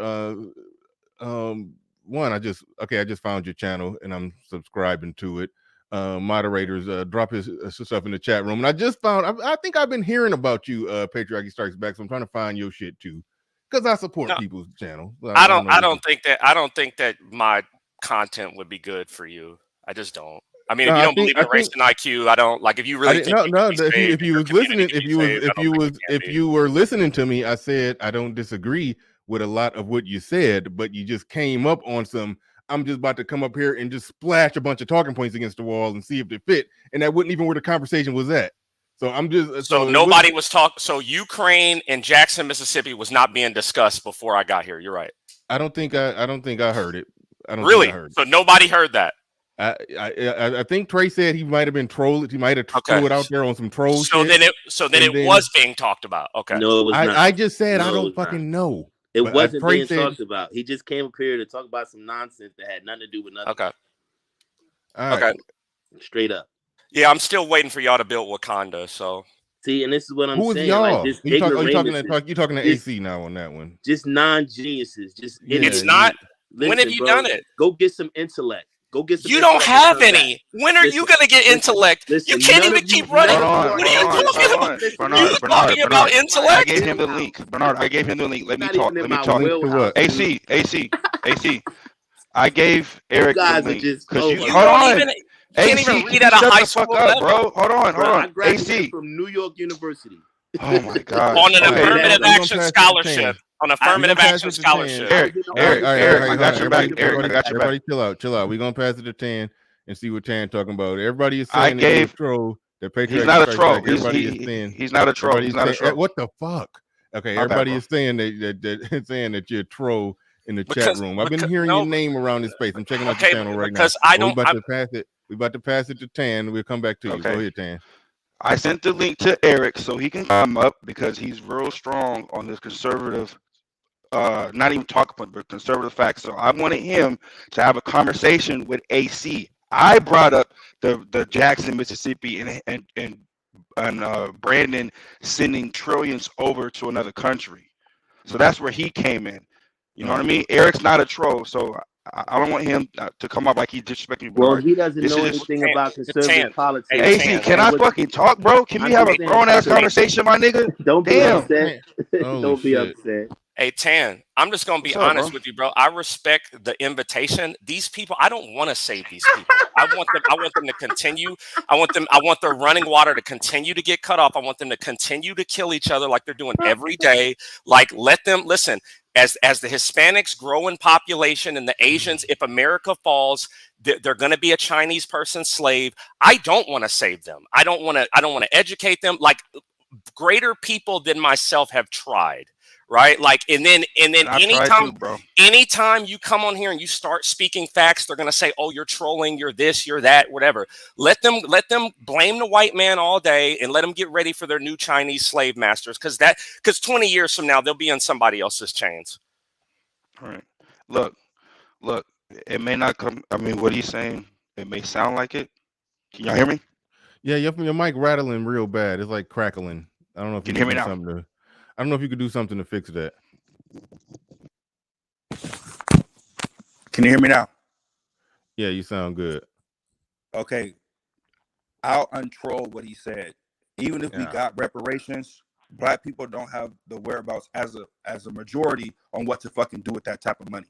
So we do need to educate ourselves on what we need to do with our money, like life insurance, like a UIL, like a cash value life insurance. That's just some of the simplest things that can be done that we don't do. So I'm gonna just simplify it when it doesn't come off as trolling. We don't have the education right now as a whole. Some do, but as a whole, we don't have the education to get maybe 300,000 and figure out what to do with that so it can grow as a culture. So he's right on that. Well, listen, I want to point out. Okay, go ahead. That we definitely need financial education, but financial education isn't taught in the United States, and that's one of the reasons why I feel that, well, for many reasons, black people in government schools is not a good idea. Like, we should have never trusted government schools to raise our kids, never, because they were never going to do it for our benefit, never. But yeah, we need to be financially educated so that when the time comes, well, if the time comes, and we get reparations, we know how to use the money the best way to make it grow, as opposed to just, So my question to you, Echo Chamber, my question to you, would you agree with Trump wanting to imply school choice? Because for the longest since I've been growing up, it was, we don't have the right resources and the right education system in our communities. So with that Platinum Plan, if you do read some of it or skim it, it says school choice. I live in Dallas. We all know that Grapevine is a rich area. And if a lot of kids from South Dallas went to South Lake, probably have a better chances of making it to a college rather than playing football at Duncanville, maybe South Oak Cliff. I'm just naming popular football schools in the South and South Dallas that's just known for football, not for education. So can you answer to that about the school choice and why, as black people, we wouldn't want school choice? Because we obviously did vote for him. Go ahead. I'll leave the floor to you. Right. Well, yeah, I think school choice is better than what's happening now. So, like, there's a lot of Democrats that are against school choice. That's nonsense. So I definitely think school choice is better. I think what's even better than that is overhauling school curriculums in the interim, and ultimately the black community. We need to divest from public education altogether. We need our own education. Like, that's point blank period. But in the interim, school choice and overhauling the school curriculums needs to be done. Like, when I ran for office, that was one of the things I ran on. They won't do it because it's a system to keep you a slave of debt. So why? But this is what I'm saying. That's how we know they don't have our interest at heart. The Democratic Party does not have the interest of the black community at heart. If you just look at how they operate, that's like, they make it evident over and over and over again, where they'll get black faces to promote Democratic agendas and try to make it look like their agendas are our agendas, and they're not. All right, but well, Echo, real quick, Echo. What political party? AC, we're having a conversation. So why would what you mean? I'm having a conversation with him as well. Like, you guys, bro, man, listen. You were gonna ask what political party am I? Because I'm not no conservative and all that. I'm not trying to make it. Dude, nobody said all that. He was like, they was at the final round of the back and forth. It was based on what they were talking about. I wasn't going to veer off. I know. Okay, that's fair enough. Just let him get his last closing question out. Go ahead, Tan. I mean, I don't even know, man. You don't even know now. I mean, I do know, but he just sidetracked the whole conversation. It was a productive conversation me and him were having. So we're honestly, what me and him were leading to is maybe we need our own political party. You know what I mean? So we can take something from here, some from here, and we make it. That sounds good in theory, but when you're 13% of the population, you're not gonna make any kind of inroads with that, and that's also all black people don't share the same political ideology for that to work. Sorry for jumping in, but I just because we've had these conversations numerous times. You know. I kind of thought we. I thought we did kind of grow up with the same ideology since we grew up in the Christian church, right? So we grew up with those morals in the beginning, and we kind of lost that. You know how many Muslims running around here? Yeah, you can't bring religion into it. That's what I'm saying. But I just want to ask Echo a quick question. Now, Echo, first question is, you say that you're for school choice, right? But school choice is pretty much taking poor kids and giving them the opportunity to go out to the suburbs, right? So for me, that means that there's dereliction in the poor community to fix the school and make it adequately enough where people don't have to sacrifice their work. Hold on, wait. Can I please finish? Please. Okay. Please. And all right. So then my second question is, if that's the case, if you're asking people for school choice, which just simply means you have the ability to go to a richer school district or more affluent school district and get an education in comparison to staying in your poor district and struggling. And if the Democratic Party is not good and the Republican, now you guys talk about starting a third party, right? But in the interim, where that third party is not there, you really won't get any legislative movement, because even with the two governments, we're deadlocked. How does all this come to fruition? And the whole thing about school choice is what I really want you to answer first, please. Okay, so now here's the thing. One, if the Democrats are coming out against school choice, anybody that votes Democrat black people need to push back. They need to say, no, this is something that we're actually in support of, and that we think is better than what's happening now. So yeah, right now it's not even a matter of money, because right now money is being thrown away. There's money that's being sent to education and it's not even being spent properly. And that's why I said overhauling the school curriculums is also a necessary component, because it doesn't take 13 years to teach a kid to work at Walmart. It doesn't take 13 years to teach a kid to flip burgers at McDonald's. So after 13 years, are all our kids qualified to do is to work at Walgreens? It's crazy. Like, how are we going for this? How are we accepting 13 years of garbage and just time-wasting education? Time-wasting miseducation. Having drag queens read to you in the library. Where does the resources for the good communities that have quality schools? They have the resources to provide that. So where's here's what I'm saying. How do you create that same entity within the poor communities if school choice is just basically shipping them out to somewhere where they have the money to educate them properly? Well, I say that's one alternative. That's a better choice than now, right? But like I said, this isn't a one-shot solution. The solutions have to take place in stages and have many components to them, because the problem, number one, the problem isn't accidental. These problems aren't accidental, and they didn't just occur overnight. So the solutions are going to have to be multifaceted and have a lot of components to them. But in terms of allowing kids right now to go to a better school, that's better. But then also addressing what's happening in these schools that are failing in terms of why does it take 13 years to teach kids stuff that they don't use, that they're not going to use? Well, we can overhaul the curriculums, and it will actually save money. If we overhaul school curriculums, it'll save money.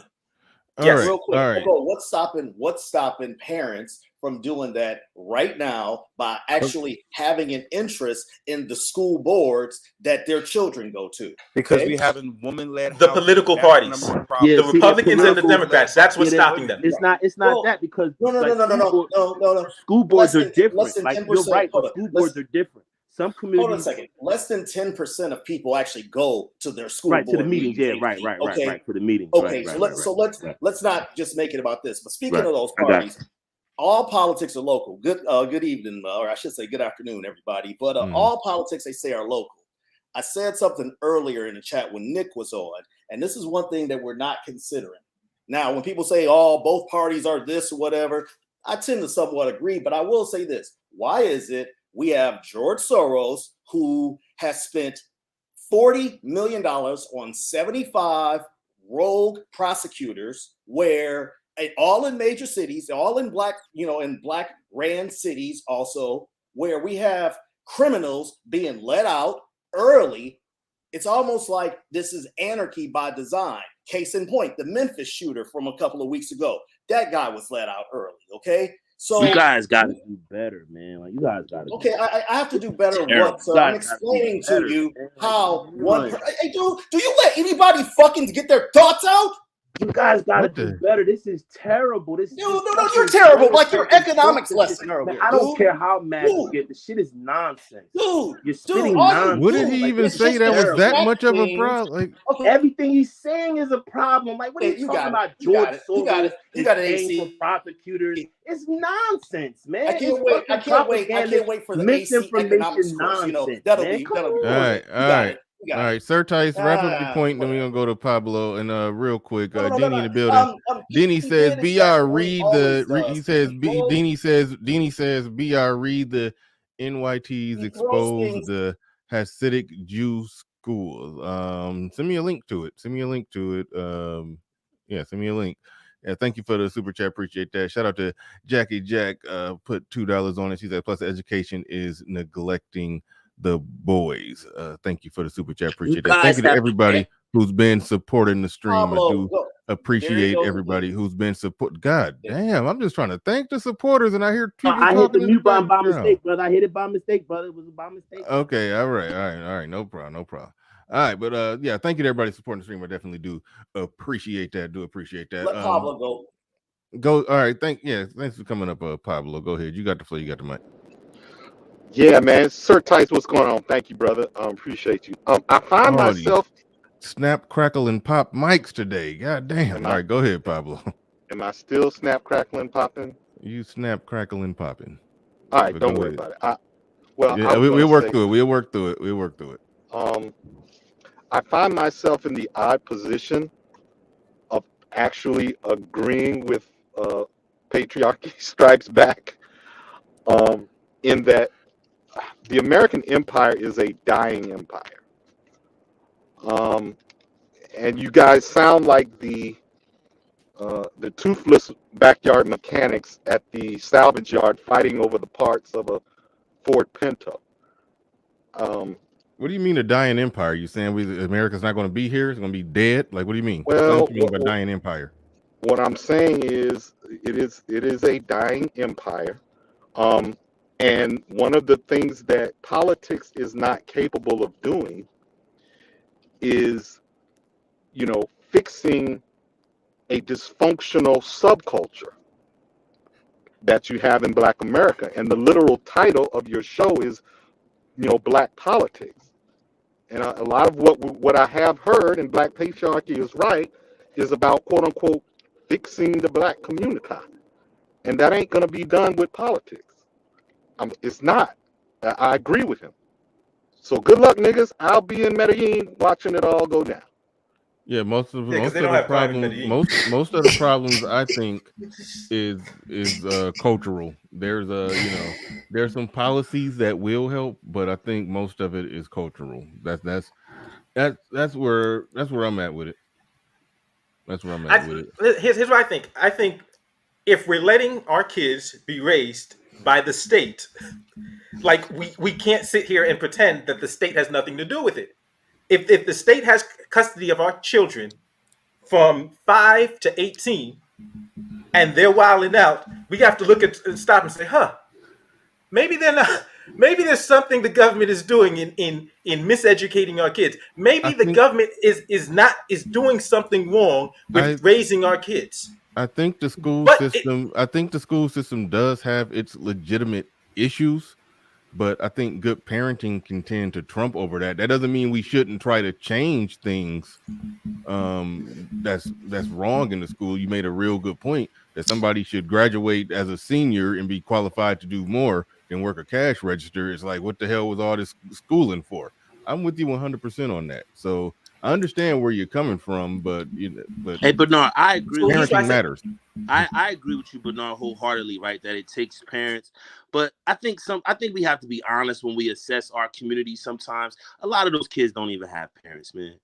You know what I'm saying? Like we want the optimal. It goes back to culture, like right. I said. We want right. So that's why I say I agree with you.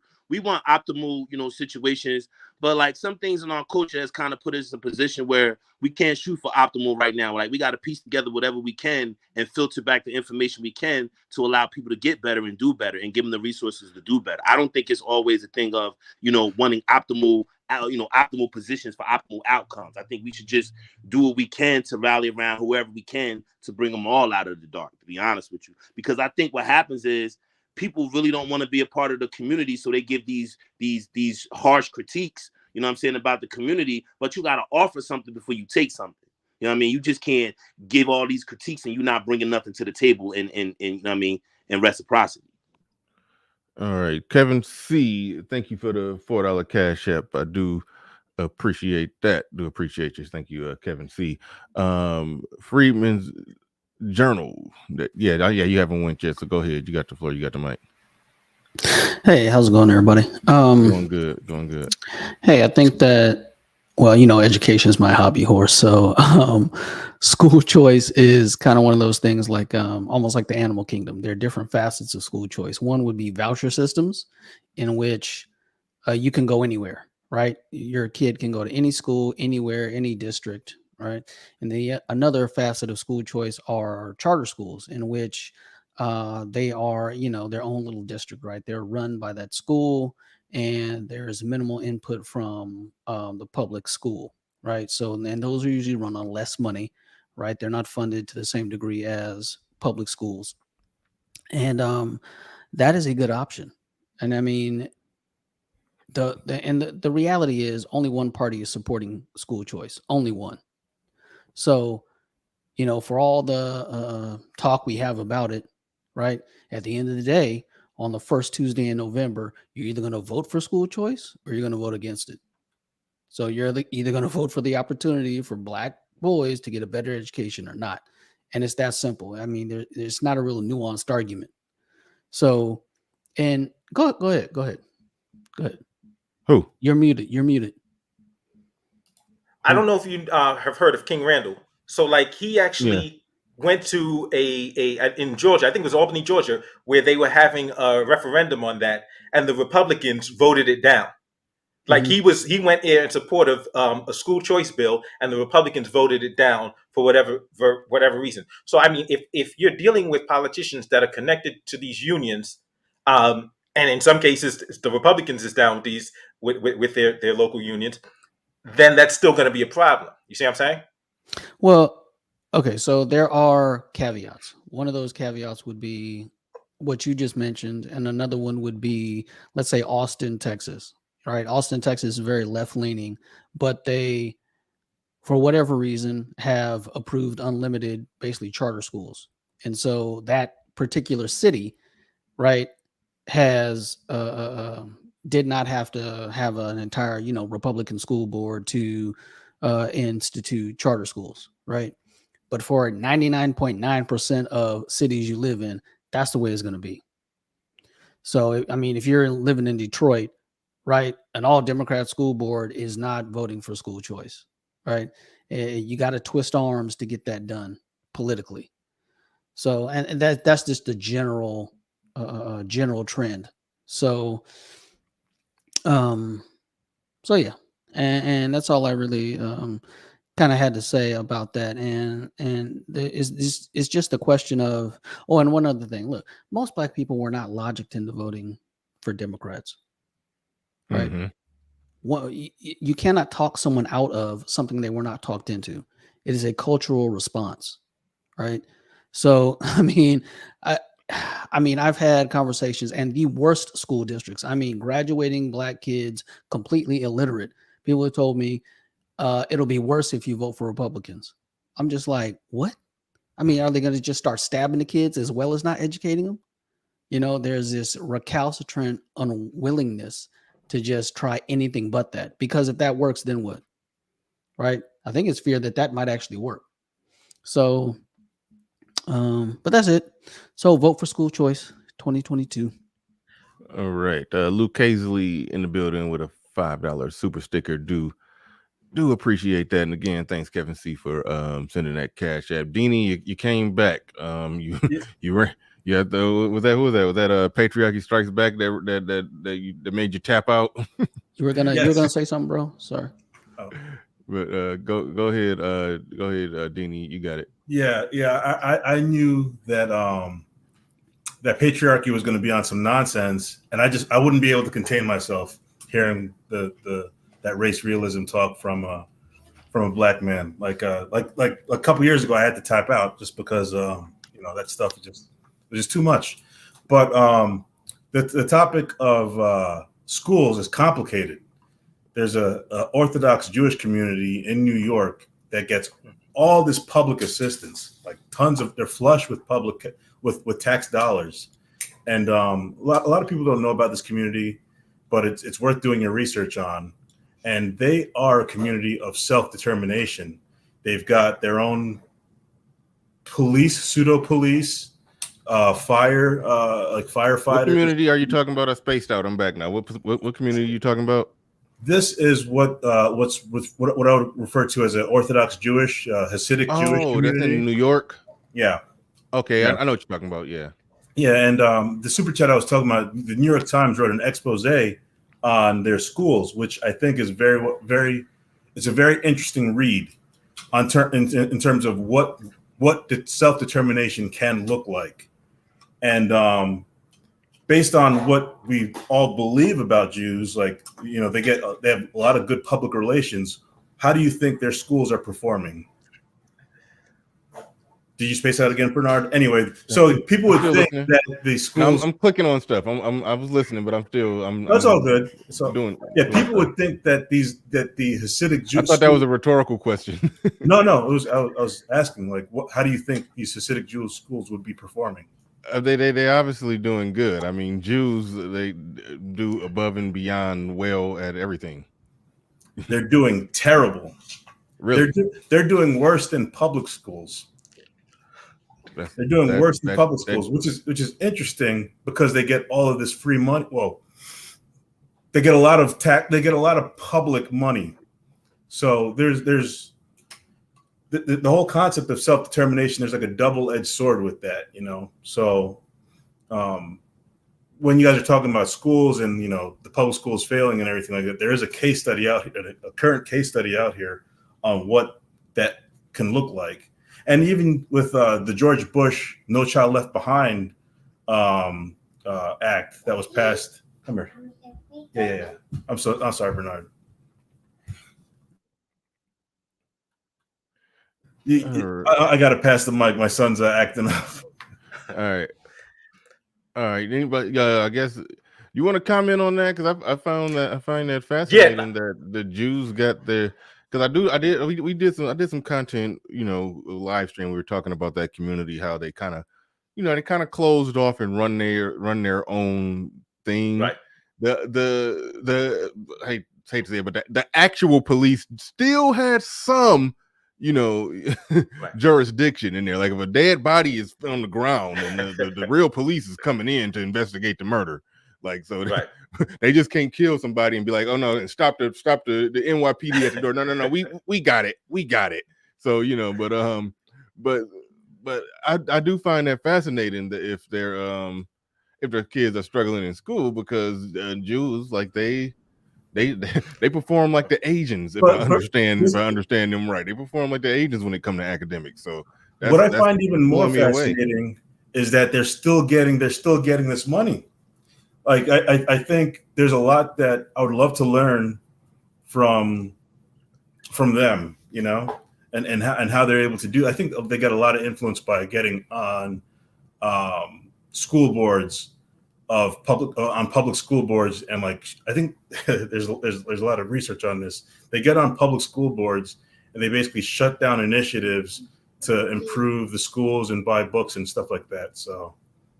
But yeah, I don't want to hog the mic up. So yeah, I just looked up that report on that, and it says that more than 1,000 students at this one school took standardized tests in reading and math, and 100% of the students failed, which is insane. It's Well, like, yeah, no, wait, wow. hold on. Those are the Ashkenazi Jews that are the super smart people. So I'm trying to look up Hasidic Jews and see what's going on there. Like how Like yeah. this report I'm looking at is on CBS News. It's the Hasidic schools, New York City. And they're still going to get money. Yeah. I promise you. Because in fact, it said de Blasio had been investigating it and then used the pandemic to put the investigation on the back burner. And so now Eric Adams has come forward and says, no, he wants a thorough investigation conducted.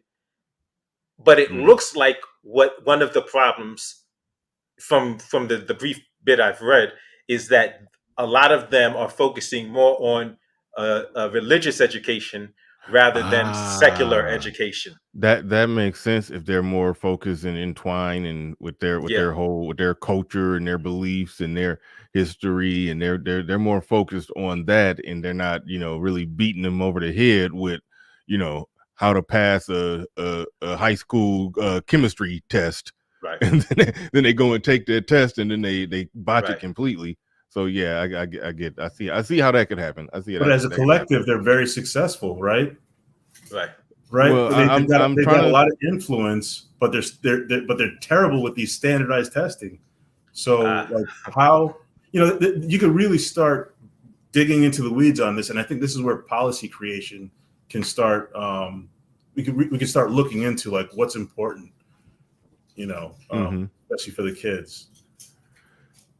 Yeah, no, I definitely see that. But we're probably about to wrap this bad boy up pretty soon. This was definitely a good show. I'm glad you came up, escaping the echo chamber. I do like people with other views that give pushback. I had your channel up. I was gonna help you out, dish out Thank you. dish out you an assist. So I'm gonna drop that in the chat room. Y'all can go subscribe to this brother. I know Little Big Nate's no fan of him, but but no, keep coming back. I do like people with different perspectives come on the show and make for a much better show when we get people with different views. So I do I do believe there's this link right there. Y'all could y'all can go and subscribe to the brother. Deanie, you got a channel, right? No. No. Okay, no. I'm thinking of somebody else. I don't know who I'm thinking about. I forget. But all right. So all right, we can go ahead and wrap this bad boy up. Thanks for coming on up, Deanie. Thank you everybody for being in the building. Do appreciate each and every one of you. Shout out to Golden Eagle 99 for the top donation. And we didn't even get back to that question that he asked. It was a question that he asked that we didn't get back to, that I meant to get back to. Damn it. I would have loved to have the panel answer his question because he sent a sizable super chat.